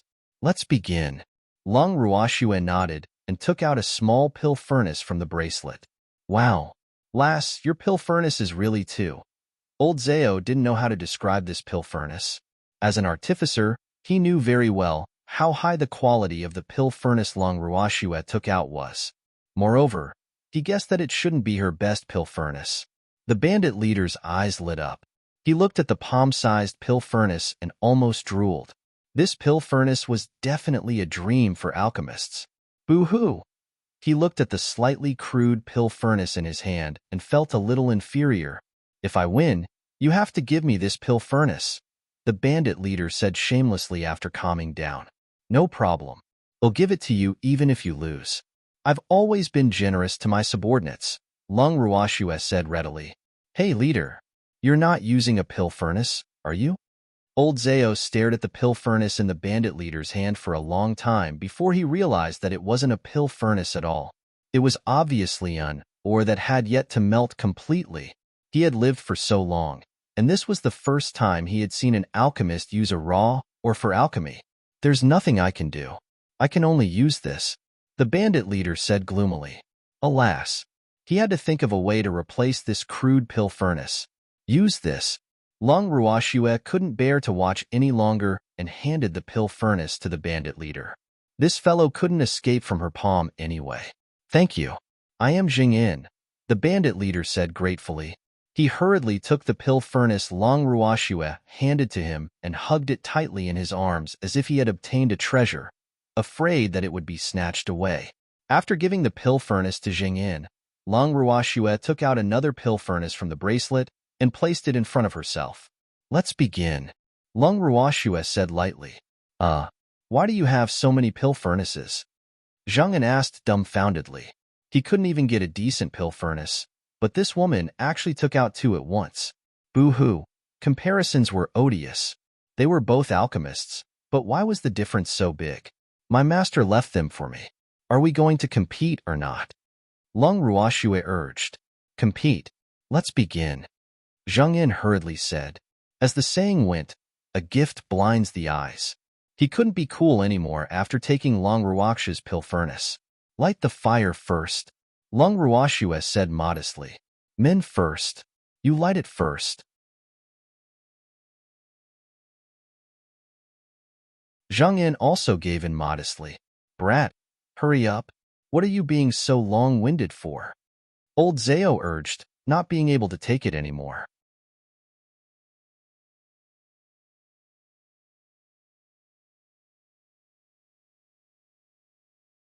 Chapter 356. You are so ugly 3. Oh, all right then. Zhang Yin nodded helplessly and then lit the pill furnace. It's actually a divine flame. Old Zao's eyes widened in jealousy as he looked at the red and purple flame. Boo-hoo. I want a divine flame too. Long Ruoxue looked at her future subordinate with satisfaction. People who possessed a natal divine flame were considered rare. She didn't expect to meet one. Haha. Great. Long Ruoxue saw that the other party had already lit the pill furnace, and a small flame lit on her fingertips. As soon as this small flame appeared, the people originally surrounding her immediately jumped away and looked at her with fear on their faces. Zhang Yin, who was taking out herbs from his ring, also looked at her in disbelief. What are you doing? Long Ruoxue asked in puzzlement. What's with their gazes? Lass, do you want to grill us alive? Old Zao was a little speechless. This girl's flame temperature actually rose again. Swear, we can't stand the temperature of your flame, Lung Qingtian explained. Lung Ruoxue was speechless. Is the temperature of this flame really that high? Why don't I feel it? Freak, is the temperature of this flame very high? Lung Ruoxue turned her head and asked Freak, the only one who didn't leave her side. It's all right, Freak said ingratiatingly. His words attracted several disdainful gazes. You're the best, Long Ruoxue praised while caressing Freak's head like she was petting a puppy. Yes, of course. Freak was so proud. Hee hee, Schwer praised me again. What kind of flame is this? Zhang En couldn't help asking when he returned to his senses. This flame could actually make his natal divine flame feel fear. How was this possible? This was too unbelievable. His flame was a rare divine flame. It's considered a divine flame, Long Ruoxue said indifferently. In fact, she didn't know what her current flame was. In short, the pills or equipment refined by her current flame were definitely better quality than before. Jingyin was speechless. What do you mean by that? Are we still going to compete? Let's begin quickly, Long Ruoxue urged. She was a little sleepy and wanted to sleep. What's there to compete about now? I admit defeat, Zheng Yin said helplessly. The level of this woman's flame was higher than his and completely suppressed his flame. So even if he competed, he would definitely lose. What was there to compete about now? Brat, at least you know your place. Fighting with this girl is just courting death. Old Zhao patted Zheng Yin's shoulder. Yes, that's right. Her flame suppressed my flame. I absolutely can't exert my best strength. Zheng Yin nodded in agreement. Can my flame suppress your flame? Long Ruoxue asked curiously. She had never competed with anyone else other than during the academy competition, so she didn't know that her flame could actually suppress other flames. Of course. I can feel fear from my natal flame. Zheng Yin nodded. But my flame didn't seem to suppress the other flames during the academy competition. Long Ruoxue asked doubtfully and turned to old Zhao. Lass, don't look at me. You know your own flame best, old Zhao said hurriedly. Divine flames might not be able to suppress other flames too much, but this girl's flame was probably not a divine flame anymore. So it was normal for it to suppress other flames. Is it because of evolution? Long Ruoxue pondered. Immediately after, she seemed to feel the emotions transmitted by her natal flame. It seemed to be saying that she was right. Lass, you should try to compete less with others in the future. Old Zhao continued. Alas, anyone who dared to compete with this girl was courting death. Okay, I'll handle the competitions in your place from now on. Zheng Yin nodded vigorously. Then Zheng Yin suddenly knelt on one knee and swore very seriously. I, Zheng Yin, am willing to acknowledge. Zheng Yin glanced at Long Ruoxue, depressed. He actually forgot to ask for this ugly woman's name. Boo-hoo. Long Ruoxue said. Oh, I, Zheng Yin, am willing to acknowledge Long Ruoxue as my master. I will always be loyal and will never betray her. Zheng Yin swore to the heavens. Then the contract array descended, and the contract was formally established. Long Ruoxue felt the mental connection between her and Zheng Yin and nodded with satisfaction. Oh, this Zheng Yin is quite tactful. He knows to establish a contract to show his loyalty. But what she didn't expect even more was that Zheng An was actually a mystic monarch. Zheng An, where is your bandit lair? Long Ruoxue asked curiously. Miss, it's not far from here. Zheng An answered respectfully as 2 drops of cold sweat dripped down his forehead. Alas, he knew what his master wanted to do even without guessing. Bring us there, Long Ruoxue said calmly. Since they wanted to rob them, they had to be prepared to be robbed. Anyway, all the bandits were dead, and the bandit leader had become her subordinate.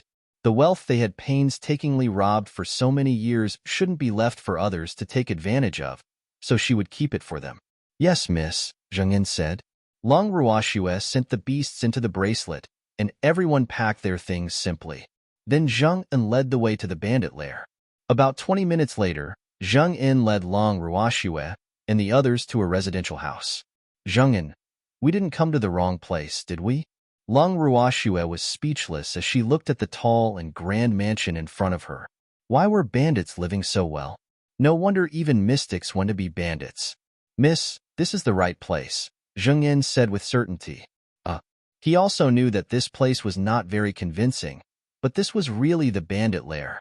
Let's go in and take a look. Long Ruoxue pushed open the door and walked straight in.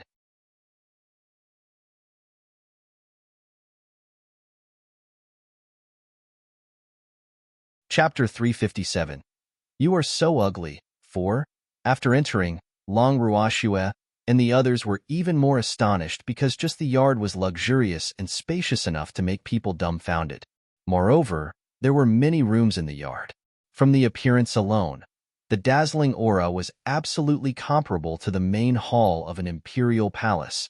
No wonder even mystics are bandits, old Zao said with a sense of inferiority.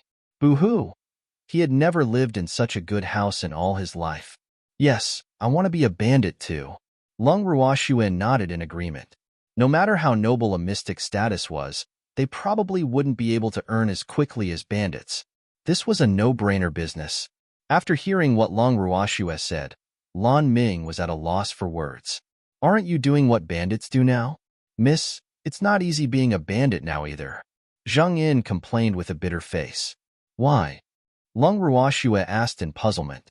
As a bandit, you have to be prepared to be killed at any time. Moreover, the first rule of being a bandit is that robbery is allowed but absolutely not killing. Otherwise, once you become the public enemy of the entire continent, everyone will kill you, Zheng Yin explained. Didn't those bandits say that they wanted to kill us just now? Long Ruashue said speechlessly. Actually, they were just scaring you. They wouldn't have really killed you. But there was really a possibility of selling him for some money. After all, they can't work for nothing. Zheng Yin pointed at Lan Ming. Unfortunately, the bandits kicked an iron plate this time and were wiped out instead. Haha, those bandits have good taste. He can indeed sell for a good price. Long Ruashue smiled happily. But I'm curious, where would they have sold old Lan? Long Ruashue asked. There are many places, such as to the daughters of noble families who like beauty, Zheng Yin said. Ooh. Long Ruashue deliberately dragged it out, causing Lan Ming to roll his eyes. Miss, actually, I only had a cooperative relationship with those bandits. Zheng Yin continued. What kind of cooperation? Long Ruashue asked curiously. They provided me with all sorts of herbs, and I had to strengthen their imposing manner because I was the strongest among them. Zheng Yin said helplessly. Alas, he had no choice but to ally with those bandits for the sake of herbs. Boo-hoo. Those bandits were quite smart. They really knew how to use you to intimidate people, Long Ruashue praised. So what? They still died in your hands. Zheng Yin looked at Lan Ming. He knew that this man was very strong from the moment he saw him. Miss, all the treasures they robbed over the years are here. While speaking, Zheng Yin had already brought Long Ruashue and the others to an inconspicuous room. Open the door. Long Ruashue ordered. Okay.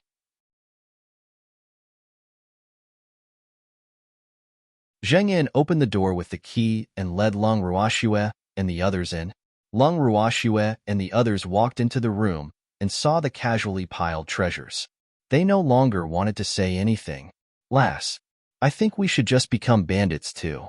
With our strength, we will definitely rob more than them, old Zao suggested with shining eyes. Old Zao, this idea suits me very well. Long Ruashue teased, but her eyes turned to Lan Ming. Why are you looking at me? I won't stoop that low, Lan Ming said resolutely. Really? They'll wait and see. Long Ruashue smiled deviously.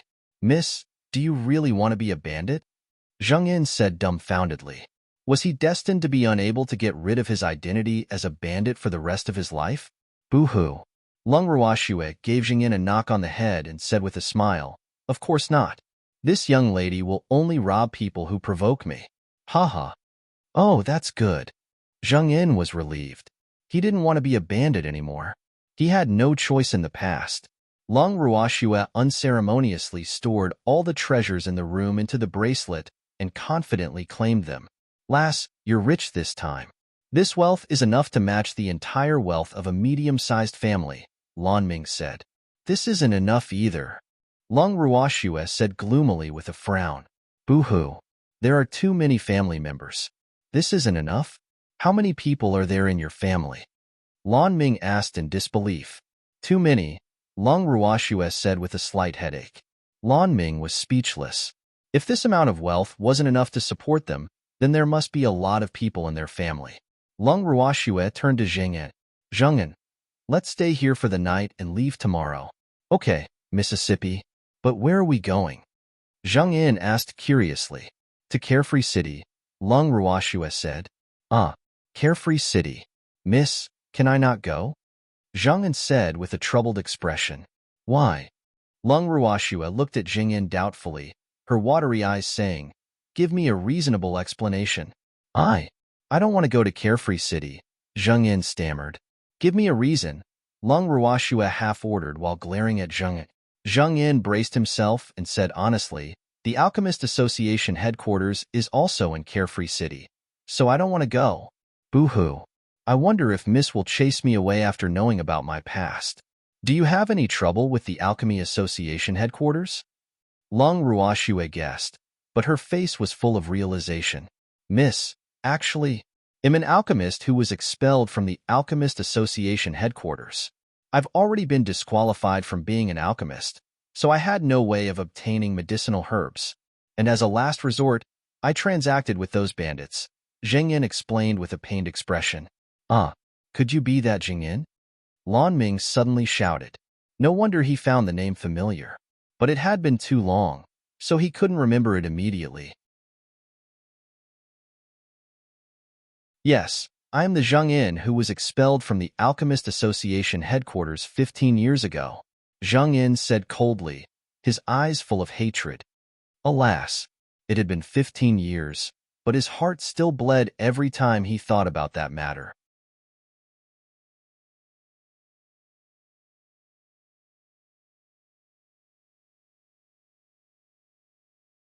Chapter 358, Provocation 1.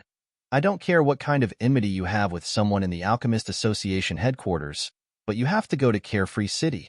As for your hatred, you have to take revenge for yourself, Lung Ruoxue said lightly. Although she didn't ask him in detail about the cause and effect of the matter, she could guess what kind of treatment he had received. After all, such a matter was not strange no matter where it was. Miss, it's not that I don't want to take revenge. It's just that my enemy is very powerful now. I'm not his match, Zheng Yin said helplessly. Just because you don't have strength now doesn't mean you won't have it in the future. I didn't ask you to seek revenge now. What's the rush? Lung Ruoxue smiled lightly. Since Zheng An was already hers now, then of course she couldn't stand by and watch others bully her own people. Yes, I'm not in a hurry. I've already endured for so many years. Sooner or later, I will take revenge for being framed with my own hands, Zheng Yin said vigorously as if he was a different person. Brat Zheng, that's right. Don't worry. We will definitely help you if you want revenge. Old Zhao patted Zheng Yin's shoulder like they were good brothers. Yes, thank you. Zheng Yin felt warmth in his heart after hearing what old Zhao said. He had been alone for more than a decade, and it was impossible for him to truly befriend those bandits. So this was the first time he felt warmth in more than a decade. After seeing Zheng Yin regain his confidence, Lung Ruoxue said, Everyone, rest early today. Let's continue going tomorrow morning. Okay, Lung Qingtian and the others answered and went to find rooms to rest. But Lan Ming didn't leave. Lung Ruoxue glanced at Lan Ming. President Lan, do you have something to say? Lass, what happened back then was very troublesome and complicated. I advise you not to get involved, Lan Ming said after some thought. Zheng Yin is now my subordinate. Do you think I won't be involved? Lung Ruoxue asked calmly. I think it's better to let Zheng Yin stay here for the time being. You can pick him up after the Mystic Association's competition is over, Lan Ming suggested. What he implied was that it was best not to let Zheng Yin go to Carefree City, lest he was recognized. There's no need. But if you're afraid of trouble, President Lan, we can part ways here. Lung Ruoxue's tone suddenly became a little cold. In your dreams. You want to get rid of me now that you have a new road to becoming rich, right? Dream on. Lan Minghua roared. Boo-hoo. His good intentions were actually treated as ill intent. He felt wronged. He had always thought that he was already friends with them, but this heartless little girl actually wanted to chase him away because of Zheng Yin, whom she had only known for a short while. Boo-hoo. So sad. When did I say I wanted to get rid of you? I was afraid you would find it troublesome, Lung Ruoxue said speechlessly as 2 drops of cold sweat dripped down her forehead. Why is this guy so unreasonable? If you're not afraid, why should I be? Lan Ming roared gloomily. Since you're not afraid, then go to sleep. We have to travel early tomorrow morning. Lung Ruoxue said lightly. Then she left with Freak, leaving Lan Ming sullen and alone. After staying in the bandit lair for the night, Lung Ruoxue and the others set off the next morning. 10 days later, Lung Ruoxue and the others arrived at Nightless City. This city is Nightless City. After passing through this city, we will reach Carefree City, Lan Ming explained outside the city gate while looking at the tall and grand city walls. After 10 days of traveling, they were almost at their destination. Nightless City? Do you mean that nighttime here is as lively as daytime? Lung Ruoxue asked curiously. Yes, the nights here are also brightly lit and bustling, Lan Ming said. Is this city bigger than Windless City? Lung Ruoxue asked. About the same.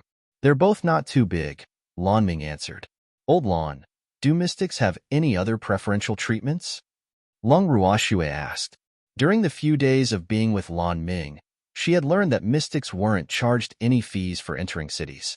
If inns are full, mystics have priority to stay. If two groups of guests are both mystics, the higher level one is the most respected, Lan Ming said with a smile. Oh, old Lan, let's enter the city. Let's find a place to rest and then continue tomorrow, Lung Ruoxue said after understanding the situation. Let's go. There's an inn owned by our Mystic Association in Nightless City. Mystics get a discount there, Lan Ming said. Why isn't it free? The Mystic Association really takes enough. It even collects money from its own people, Lung Ruoxue thought. The association has to earn money too. The entire Boundless Heaven continent has a population of billions. No matter how few mystics there are still hundreds of thousands. If everything was free, then the association wouldn't be able to support the mystics no matter how much money it has. But it's completely free for mystics at or above Mystic Sovereign, Lan Ming said with a light smile. Oh. Lung Ruoxue nodded understandingly. Then everyone walked into Nightless City. We're here. This is it. After walking for a while, Lan Ming pointed at a gilded signboard in midair. On the signboard were two large words, Mystic Association. Lung Ruoxue looked at the signboard of the inn in front of her. This Mystic Association is really lazy. It didn't even bother to name it, and just directly wrote the words Mystic Association on the signboard. Lass, this place is easy to recognize, right? Lan Ming said proudly. Yes, very easy to recognize. Lung Ruoxue braced herself and echoed. If this place wasn't easy to recognize, what else would be easy to recognize? Lung Ruoxue and the others walked into the inn of the Mystic Association with Lan Ming. President Lan, who are they? The innkeeper asked in puzzlement while looking at the people behind Lan Ming when they arrived at the front desk. They are the representatives of our association, Lan Ming explained lightly.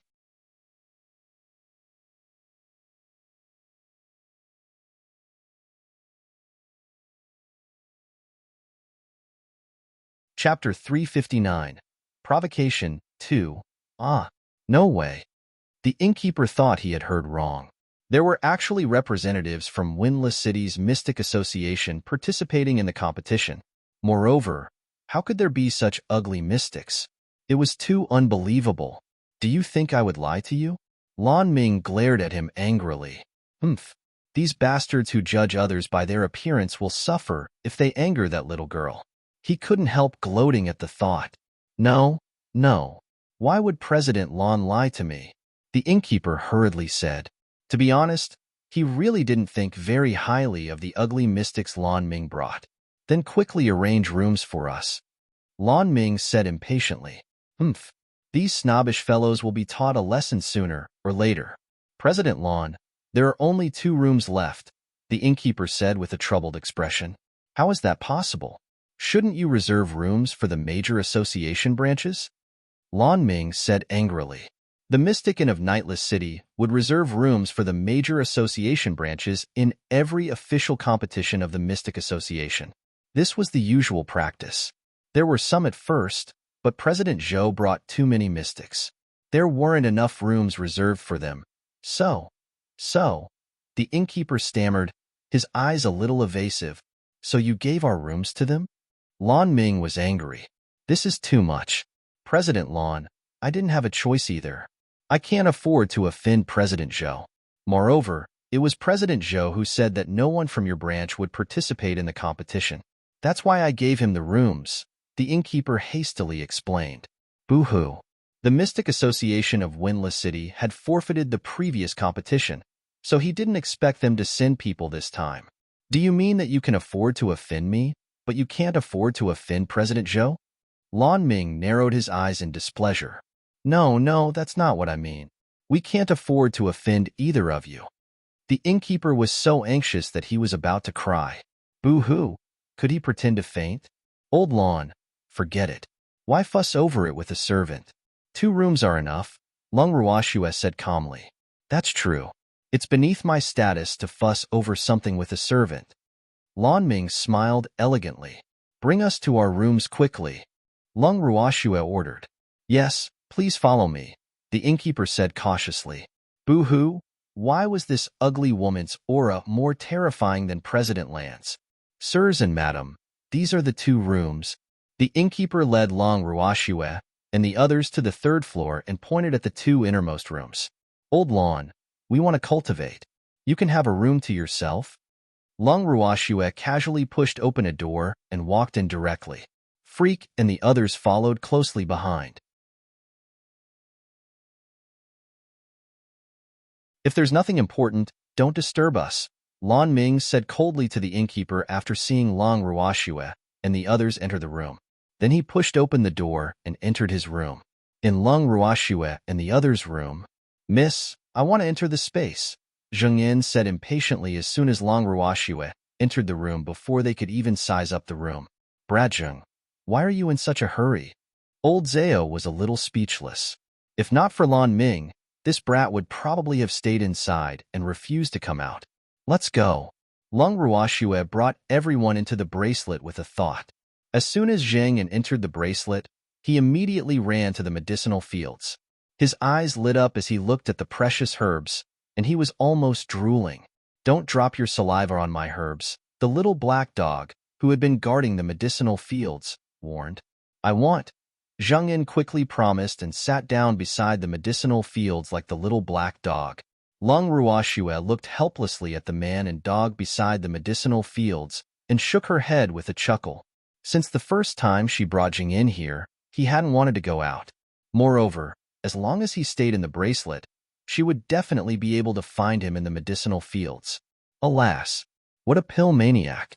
Zhang Yin's obsession with pills and herbs really made her blush with shame. Freak, let's rest early. Lung Ruoxue turned to Freak. Okay. Freak nodded and pulled Long Ruoxue into the purple bamboo house. As for Long Qingtian and the others, they had long returned to their houses to cultivate mystic skills. The next morning, Lung Ruoxue brought everyone out of the bracelet. Mississippi. Zhang Yin looked at Long Ruoxue pitifully, his eyes full of pleading. Boo-hoo! There was a very precious herb that was about to mature today. Such an opportunity was rare to come by in 1,000 years. We should go. There will be more chances in the future. Long Ruoxue coaxed helplessly as 2 drops of cold sweat dripped down her forehead. Alas, she really couldn't get used to being looked at by a tall, burly, and resolute man with such a pitiful gaze. Standing beside Lung Ruoxue, Freak rapped Zheng Yin on the head and roared with displeasure. You're not allowed to learn from me. Damn it. He actually wants to pretend to be pitiful like me. Humph. Not a chance. My Schwer won't pity other men. I didn't, Zheng Yin said aggrievedly with tears in his eyes. Boo-hoo. Miss Man is so fierce. Go out. Don't make Lan Ming wait anxiously. Lung Ruoxue suppressed her smile. Hee, Freak is cuter when he's pretending to be pitiful. Lung Ruoxue and the others exited the room and happened to see Lan Ming pacing around in the corridor. Old Lan, what's wrong? Lung Ruoxue asked curiously. Why was Lan Ming like an ant on a hot pan? Lass, you came out at the right time. I want to tell you about President Zhou. Lan Ming was about to say something when Lung Ruoxue interrupted him. Old Lan, I'm not interested in unimportant people, Lung Ruoxue said without much interest. Lass, listen to me. Lan Ming sighed helplessly. All right, tell me, Lung Ruoxue said nonchalantly.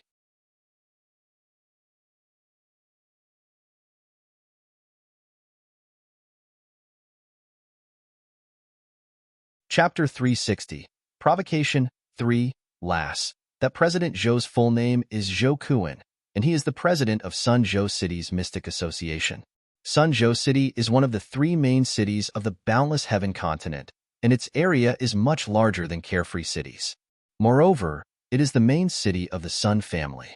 The Zhou family is Sunzhou City's second-largest family, and the Zhou family has had a very close relationship with the Sun family for thousands of years. This Zhou Kuan is the first son of the Zhou family and is extremely talented. His mother is also the eldest young lady of the Sun family, so Zhou Kun's status in the Sun family is also very high. Zhou Kuan is the beloved disciple of the vice president of the Mystic Association headquarters, and my master is the president. However, my master has been in seclusion for many years, so basically the vice president decides everything in the Mystic Association headquarters. He has always hoped that his beloved disciple could inherit the position of president of the Mystic Association headquarters, so he has been suppressing me. He was the one who arranged for me to be sent to the Mystic Association in Windless City, Lan Ming explained.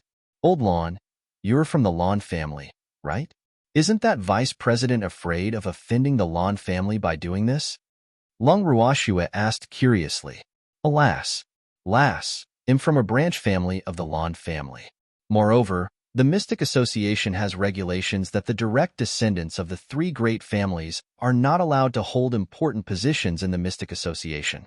Moreover, even if I'm from a branch family, becoming a president of the Mystic Association is equivalent to leaving the family, so the family naturally won't protect me, Lan Ming said helplessly.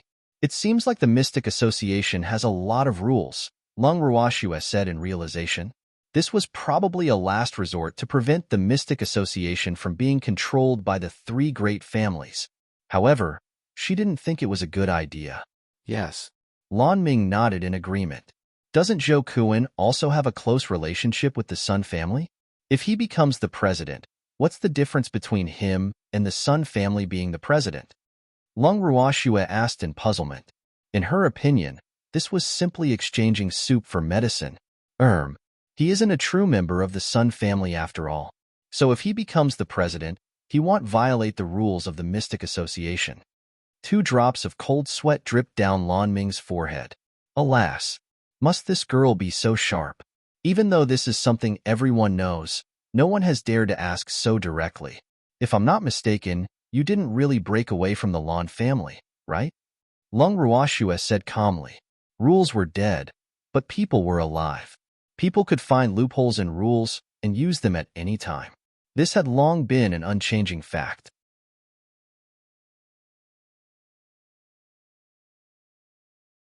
Yes, I have to do my duty for the Lan family, but the Lan family doesn't have any responsibilities to me, Lan Ming said helplessly. This was probably the sorrow of the descendants of aristocratic families. They would always be pawns of their families, and they even had to sacrifice their lives if necessary for the sake of their family's strength. Haven't you thought about changing your destiny? Lung Ruoxue asked calmly. That won't be easy. Lan Ming sighed. As long as you have the heart, there's nothing you can't do. Lung Ruoxue didn't agree at all with Lan Ming's slightly negative thoughts because becoming stronger had always been her goal.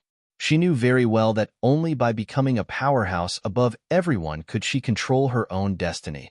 So she had always been working in this direction. Lass, you really don't understand the power of a family. How could Lan Ming not want to break free from his family's control? But he couldn't do it at all at present.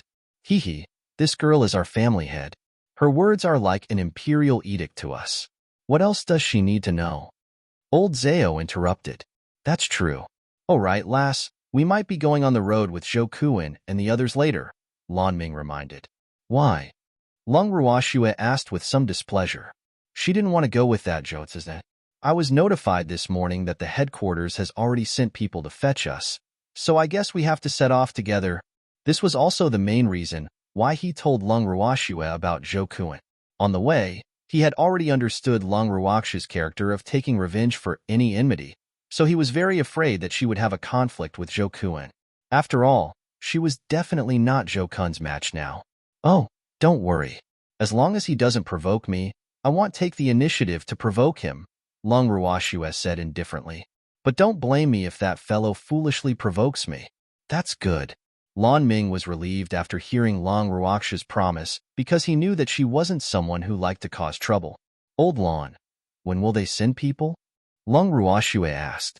They should be here in an hour. It's enough for us to have breakfast in the dining hall. Lan Ming looked at the time. Then let's go, Long Ruoxue said. Long Ruoxue and the others arrived at the restaurant on the first floor and deliberately found a window seat. But an annoying voice sounded in their ears just as they sat down. Yo, isn't this President Lan? I heard that people from your Windless City's Mystic Association can finally participate in the competition this year? A frivolous voice said provocatively, but no one bothered with him. We haven't seen each other for so long, but I didn't hear anything about you becoming a mute, President Lan. What? Are these mystics you brought also mute? Zhou Kun, who was standing by their table, endured his anger and continued provoking. He didn't believe that Lan Ming wouldn't get angry.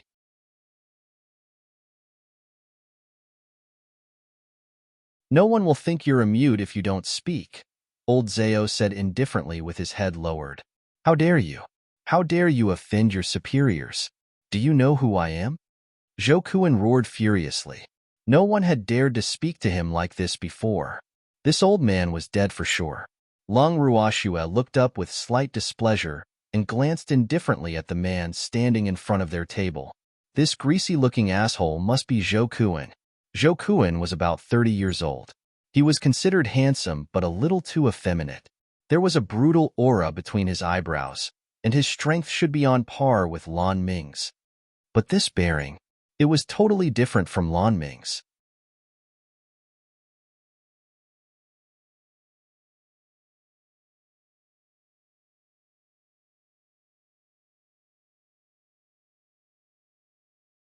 Chapter 361. Provocation 4.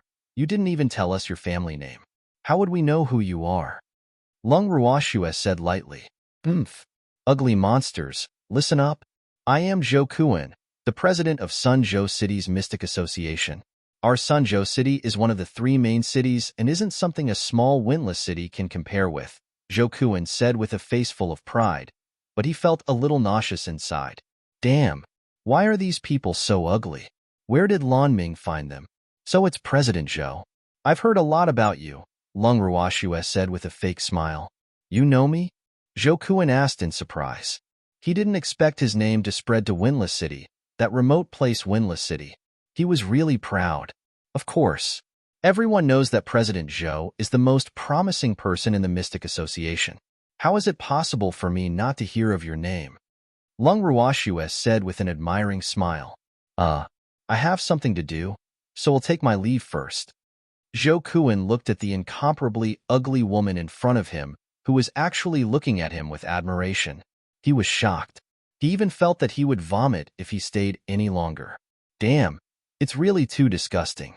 Lass, you scared him, Old Zhao teased with a smile as he watched Zhou Kun run away from their table as though he was fleeing for his life.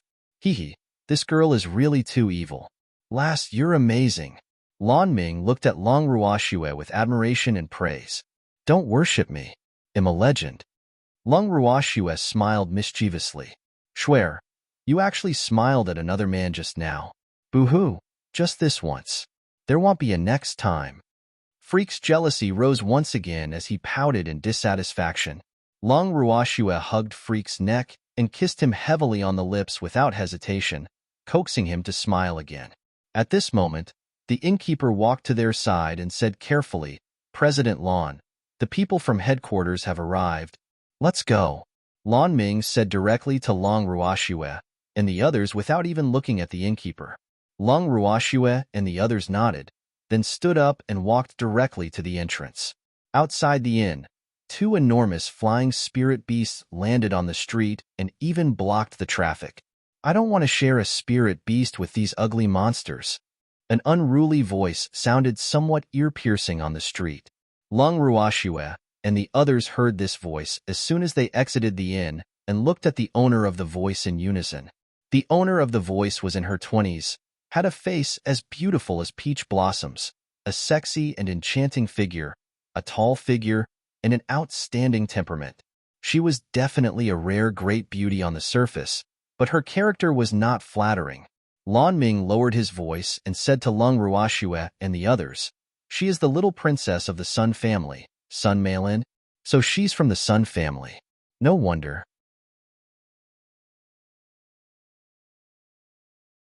Long Ruoxue said with a spurious smile, her eyes shining with several cold lights. "Lass, you better not provoke her now. She's very favored in the Sun family," Lan Ming reminded with a frown. "Old Lan, aren't you mistaken? Did I provoke her?" Lung Ruoxue asked with ill intentions. "In short, you should stay away from her now. Don't go head-on with her," Lan Ming said worriedly. Alas, this girl's vengeful nature sometimes gave people quite a headache. "Old Lan, you like to compromise too much. I can't bear to be wronged," Long Ruoxue said with a light smile, but the coldness in her eyes grew denser. Lan Ming sighed softly and said helplessly, "Alas, there's nothing we can do. Being in a large family, we have to be able to tolerate things." "Schwer, should we go over?" Freak asked as he gently hugged Lung Ruoxue's waist. "Let's go." Lung Ruoxue nodded slightly. Lung Ruoxue and the others walked toward the two enormous spirit beasts. "Ugly monsters, stay away from me." Sun Meilin's beautiful face was full of disgust. "At least you know your place." Lung Ruoxue nodded in satisfaction. "What do you mean by that?" Sun Meilin, who was already sitting on the spirit beast's back, questioned furiously. "Literally." Lung Ruoxue glanced at Sun Meilin with her watery eyes and smiled faintly. "Don't you understand? What she means is that you know yourself well. You are too ugly to be seen," Freak explained very kindly. You two ugly monsters dare to say that I'm ugly. I'm the second most beautiful woman on the boundless heaven continent. Damn it, what sort of eyes do you have?" Sun Meilin immediately lost her composure when she heard someone say that she was ugly. What she was most proud of was her appearance. But these two incomparably ugly monsters actually said that she was ugly. How could she bear it? Second most beautiful? You're not the most beautiful. What's there to be proud of? Besides, the ugliness I'm talking about is your heart, not your face, Lung Ruoxue said with slight mockery. She really didn't understand why there were beauty rankings everywhere she went. She hated such beauty rankings the most because, in her opinion, they were just rankings developed by some boring, stinky men to satisfy their personal desires. Any intelligent woman wouldn't care about these rankings. "You, damn it, do you know what you're saying? I won't let you go," Sun Meilin roared in anger. Image, aren't you the second most beautiful woman? You have to take note of your image. Don't let others see your true appearance, or it will make people lose their appetite," Lung Ruoxue reminded with a naughty smile. Hearing this, Sun Meilin actually looked around. She was slightly relieved when she saw that there were few people on the street. Although this ugly monster is an eyesore, she has a point. I truly have to take care of my image. They'll deal with this ugly monster when I have the chance in the future.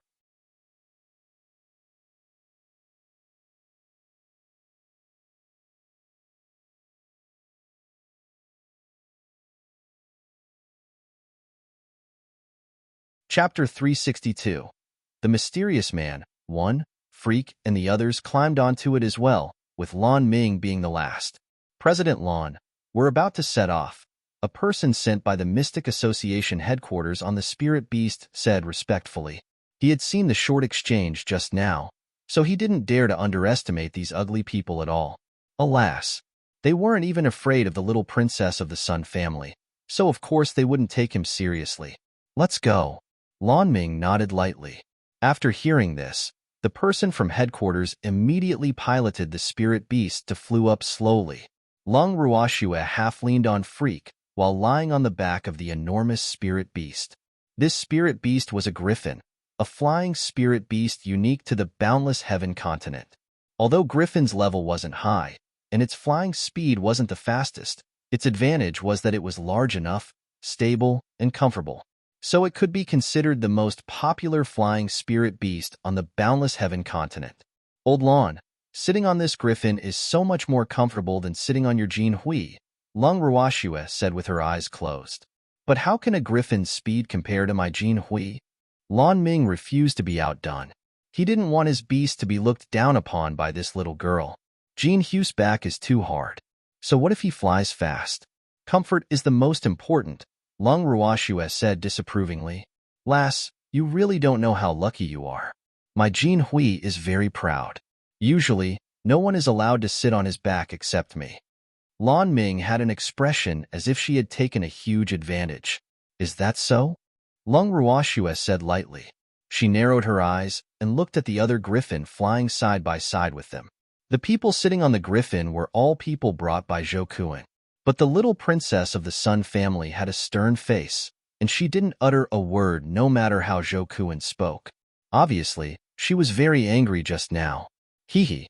Lan Ming followed Lung Ruoxue's gaze and couldn't help saying worriedly, Lass, be careful from now on since you've provoked her. Old Lan, you're mistaken. I didn't provoke her, Lung Ruoxue corrected. She had never been a person who liked to cause trouble. If others didn't provoke her, she would never take the initiative to provoke them. Anyway, just be careful in the future. Lan Ming couldn't be bothered to argue with Lung Ruoxue. He knew that he couldn't win against her. Old Lan, I know my limits. You should worry more for yourself. Lung Ruoxue said understandingly. When Lan Ming arrived at the Mystic Association headquarters, his days would definitely not be good. Alas, he had an irresponsible master who couldn't even protect his own disciple. I'm prepared. Lan Ming shrugged nonchalantly. That's great. Lung Ruoxue closed her eyes and took a nap.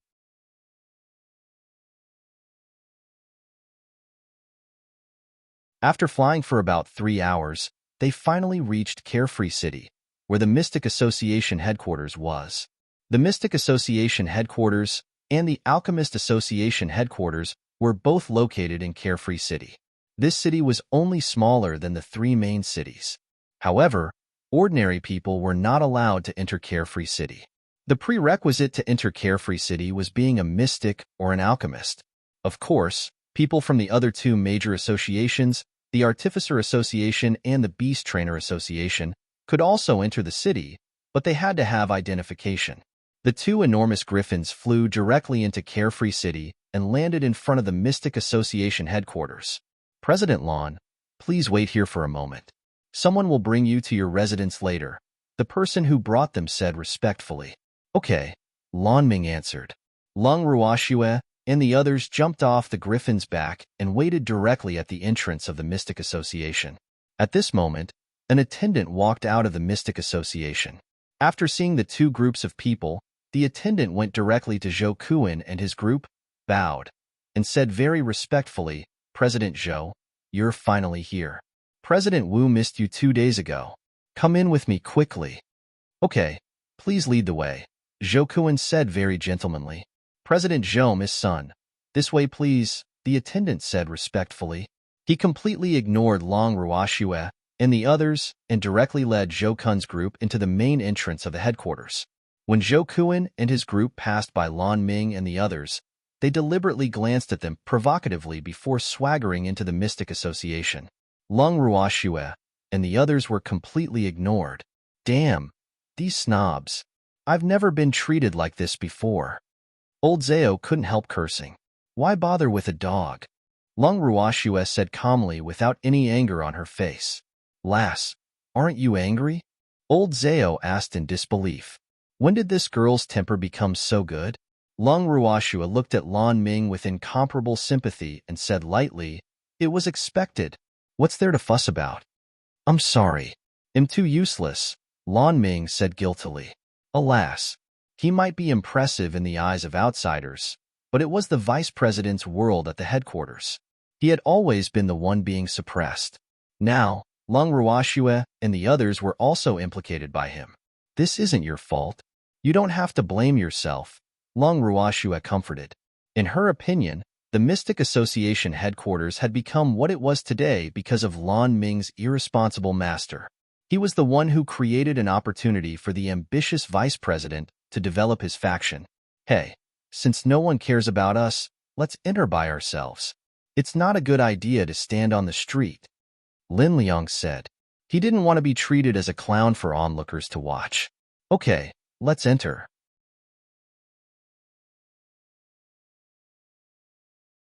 Lan Ming took a deep breath and decided. Although this wasn't in line with the rules of the Mystic Association headquarters, he couldn't let Long Ruoxue and the others stand outside forever. Long Ruoxue and the others nodded. They pushed open the main door of the headquarters and walked in directly. Who dares to trespass into the Mystic Association headquarters? A loud shout sounded in everyone's ears. In the blink of an eye, Long Ruoxue and the others were surrounded by a group of mystics.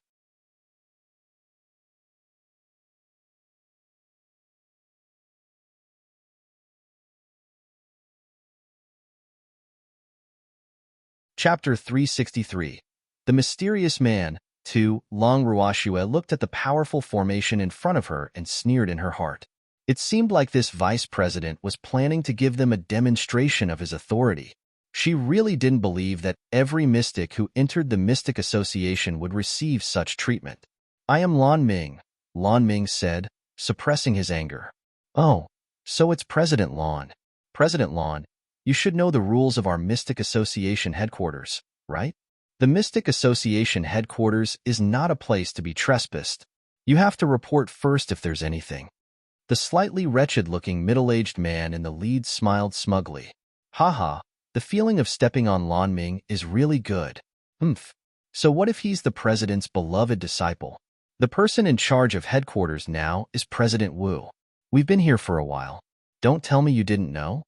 Lan Ming said coldly, his pitch-black eyes glaring fiercely at the middle-aged man. President Lan, headquarters is very busy. What does it matter if you wait a while longer? The middle-aged man said in objection. We came with Zhou Kuan. He can enter, but we have to wait. What's the meaning of this? Lan Ming questioned with a displeased face. President Zhou's residence has been arranged long ago, but President Lan, your group's residence needs to be arranged on the spot.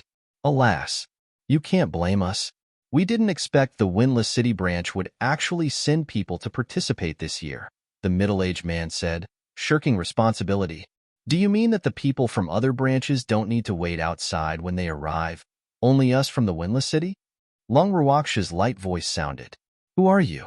How can you interrupt when I'm talking to President Lan? The middle-aged man glared.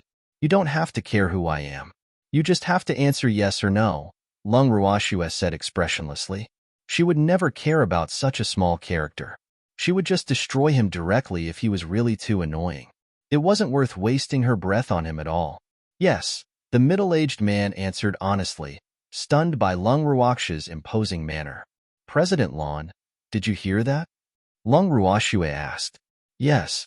Lan Ming nodded to show that he understood. Bring us to our residence. Otherwise, don't blame me for being impolite. Even though Lan Ming could bear with it, his anger was currently rising. He even released all the pressure of a mystic monarch. Has my temper been so good that these people have completely forgotten that I'm a mystic monarch? President Lan, don't be angry. I'll bring you there now, the middle-aged man said fearfully as cold sweat rolled down his forehead. Boo-hoo, didn't the vice president say that Lan Ming wouldn't do anything to them? He was only a great mystic. The pressure of a mystic monarch wasn't something he could withstand at all.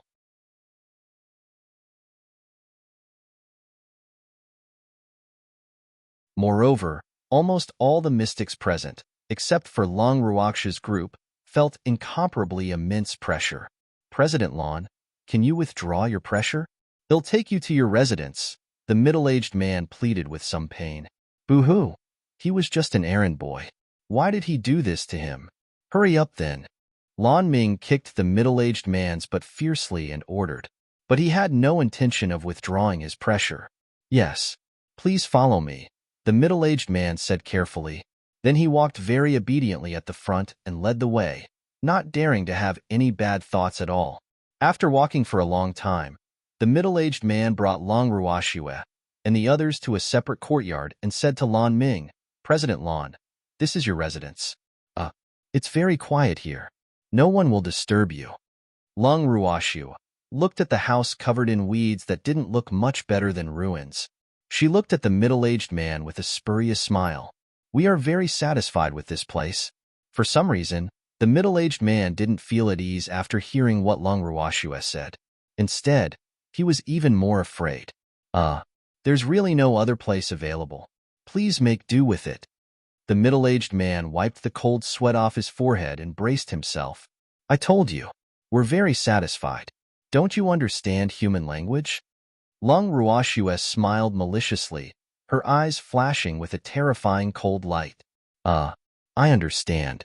It's good that everyone is satisfied. Then the middle-aged man fled in fright and disappeared without a trace. Ha, little girl, your power is growing, Old Man said with a loud laugh. To deal with villains, we have to be even eviler. Giving in will only make them think that we're weak and easy to bully. It will also make them want a yard after taking an inch. Long Ruashue looked at Old Man while speaking, but her words were obviously directed at Lan Ming. Lass, you're right. I consider too many things, Lan Ming said helplessly. Alas. In fact, he was really envious that Long Ruashue could live as she pleased, and that the people around her doted on her very much. But such days were desired but not sought after for him. That's why I don't like those so-called aristocratic families, Long Ruashue said understandingly. Schwer, we have to tidy up this place properly. Otherwise, no one can stay here at all. Lung Qingtian said with a slight headache while looking at the courtyard that seemed to have been abandoned for a long time. At the same time, he couldn't help cursing in his head. The Mystic Association headquarters is really too much of a bully.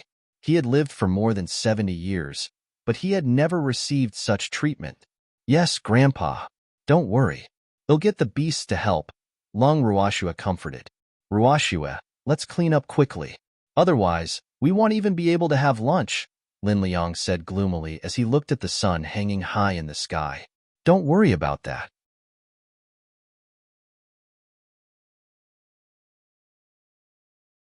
The Mystic Association headquarters will provide food, Lan Ming comforted. Food from the Mystic Association headquarters? Forget it. The place we live in is already in this state. How can we still count on the food they provide us? It's good enough if they don't give us pig food, Old Zao said without giving him any face. Lan Ming blushed with shame. Boo-hoo. He really didn't dare to guarantee anymore. Perhaps it would really be as Old Zao said.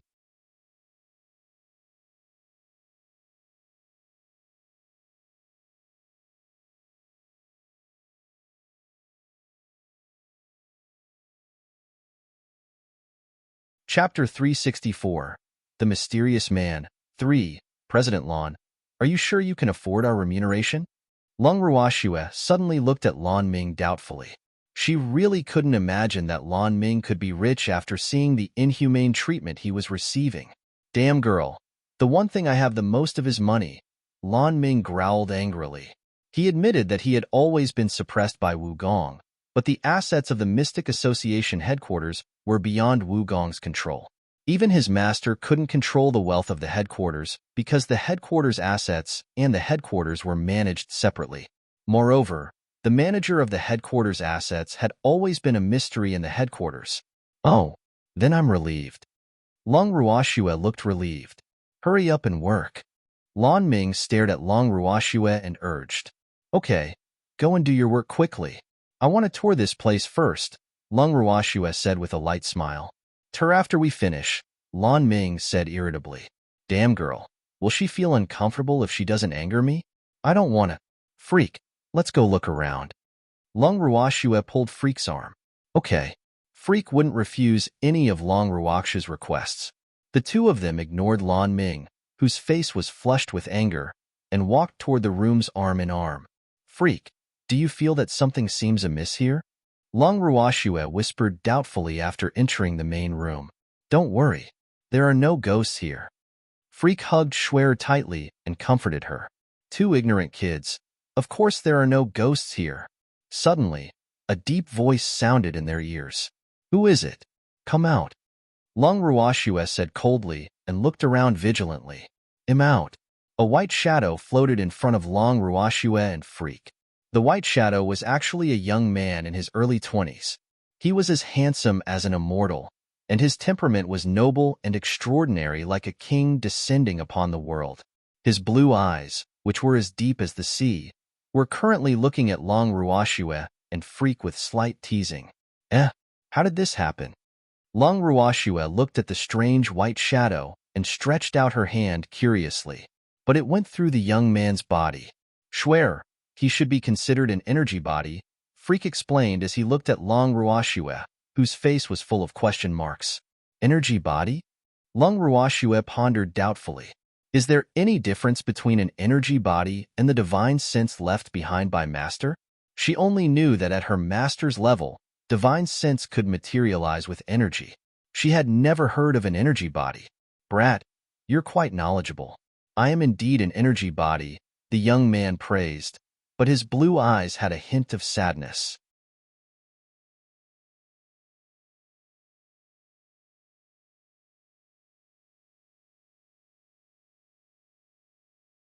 Long Ruoxue looked at everyone aggrievedly.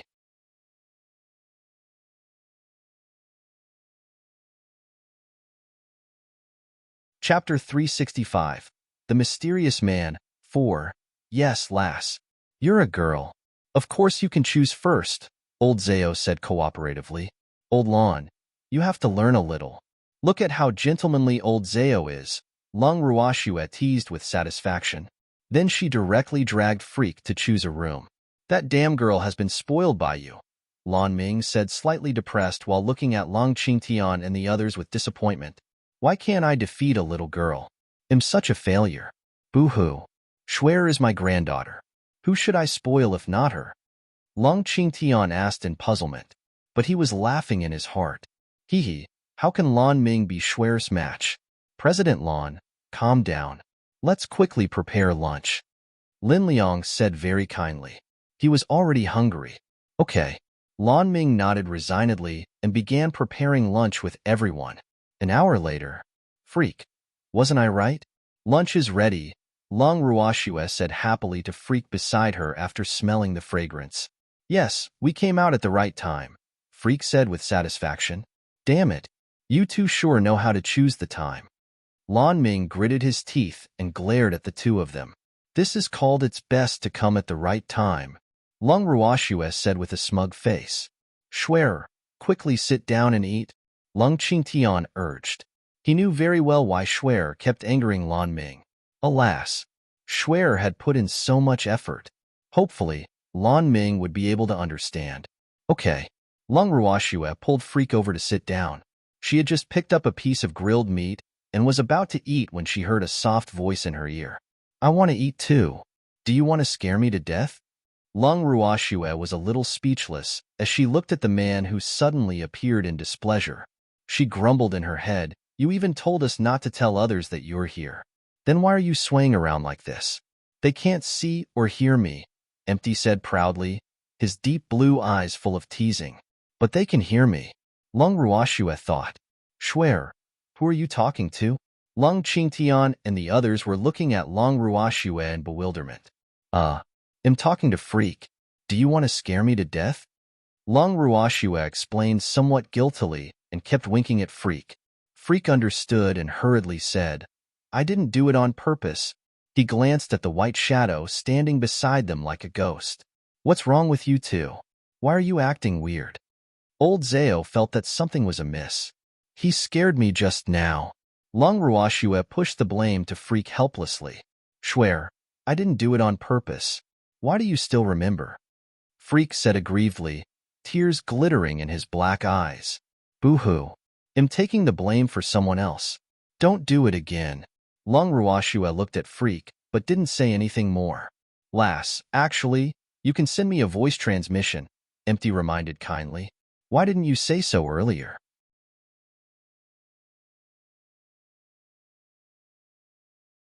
Long Ruoxue sent a voice transmission furiously. In her opinion, this Empty was doing it on purpose. He didn't tell her earlier that she could send a voice transmission before he scared her. Empty shrugged innocently and said aggrievedly, You didn't ask. Long Ruoxue was really helpless. It even became my fault. Alas. Since he could send voice transmissions, why did he suddenly open his mouth to speak? My response was just a conditioned reflex. I want to eat too. Empty looked at the food and drooled. Boo-hoo. It's been a long time since I've eaten anything. Can you eat? Long Ruashua looked at Empty with puzzlement. If he ate something, would he leak it out? Of course I can. But I haven't eaten for a long time. The food from the Mystic Association is becoming more and more difficult to swallow, Empty said, seemingly dissatisfied. Then he directly stretched out his hand to get the grilled meat. Long Ruashua hurriedly stopped Empty and sent a voice transmission. You can't eat now. Wait for us to finish first. Why? Empty asked in puzzlement. Either you show yourself and let everyone see you, or you wait for us to finish eating before eating, Long Ruashua said via voice transmission, giving this mysterious man two choices. I don't want others to see me now, Empty said awkwardly. Then wait for us to finish eating before you eat, Long Ruashua said without negotiation. She didn't want her grandfather and the others to be scared by this man who appeared out of nowhere. Alas. All right then. He looked at the food on the table reluctantly and floated away. After lunch, Long Ruashua returned to her room with Freak. Schwer, what did Empty say to you? Freak asked curiously after they sat on the bed. He wants to eat. I gave him two choices, Long Ruashua explained simply. Then she lay directly on the bed and half closed her eyes to rest. Oh, Schwer, you've wronged me today. Tell me, how are you going to make it up to me? Freak smiled evilly, his face full of anticipation. I want to take an afternoon nap. I'll owe you first. Long Ruashua said with a yawn. Schwer, you already owe me a lot of compensation. Freak reminded her with a naughty smile. Yes. I'll pay you back slowly in the future. Long Ruashua nodded and promised. There was no need to worry about more debts. What compensation? How? A curious voice suddenly interrupted. Are you sure you're not a ghost? Long Ruashua looked at Empty doubtfully. Why does this guy always appear suddenly? No, I'm still alive, Empty said with certainty after taking a bite of a chicken leg. Can you not suddenly appear? Freak also had a slight headache. He was obviously an energy body, but he made himself look like a ghost. It was really worrying.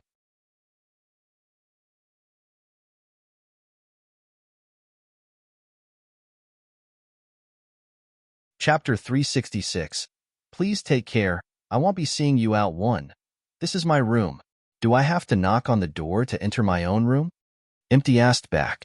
It's ours now, so you have to knock before you enter, Freak said very seriously. Oh. Then Empty floated out, knocked on the door, and floated in again. I have a generation gap with him. You talk to him. I'm taking an afternoon nap. Long Ruashua sighed weakly and directly closed her eyes. Play by yourself. Don't disturb us. Freak lay down beside Long Ruashua and hugged her, ignoring the ghost. Oh. Empty looked at them and found a random seat to sit down. His imagination ran wild as he ate.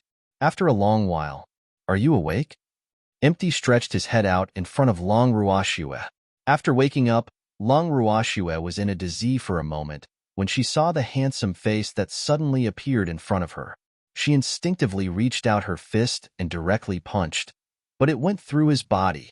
Only then did she really wake up and remember this man's identity. Don't scare me so suddenly, okay? Long Ruashua roared angrily. I just wanted to say hi. Empty said aggrievedly. Boo-hoo. Why is this little girl so fierce? Your sudden appearance will scare people to death, Long Ruashua said weakly with 2 drops of cold sweat dripping down her forehead. She realized that she really couldn't communicate with this man who didn't admit that he was a ghost, but liked to behave like a ghost. The generation gap was probably too big. Oh, but are you so timid? Empty asked doubtfully. No, I just can't stand you appearing and disappearing like this, Long Ruashua said bluntly. Then he'll follow you from now on. Empty said as if he had made a major decision. You want to follow us? Long Ruashua was at a loss for words. Boo-hoo. This isn't what I meant. Yes. That way, you won't despise me and say that I'm like a ghost. Empty looked at Long Ruashua aggrievedly. Empty, you've misunderstood me. I don't want you to follow us. Long Ruashua tried her best to lower her voice. It was really inconvenient to have a ghost follow her. Alas, I knew it. You still despise me. Boo-hoo. Tears welled up in his deep blue eyes. Are you going to cry? Long Ruaksha's head began to hurt again. When did this fellow learn this move? I've been alone for thousands of years. Boo-hoo. There's no one to accompany me, no one to love me. I'm floating all alone in this world. Empty pretended to be pitiful with tears in his eyes. At this moment, Freak opened his eyes and said, Schwer, let him follow us. Oh, all right then, Long Ruashue replied, but she looked at Freak doubtfully. It was really strange that he wasn't jealous. It was too unbelievable. Schwer, why are you looking at me like that? 2 drops of cold sweat dripped down Freak's forehead. Alas, he knew what she was thinking just by looking at her appearance.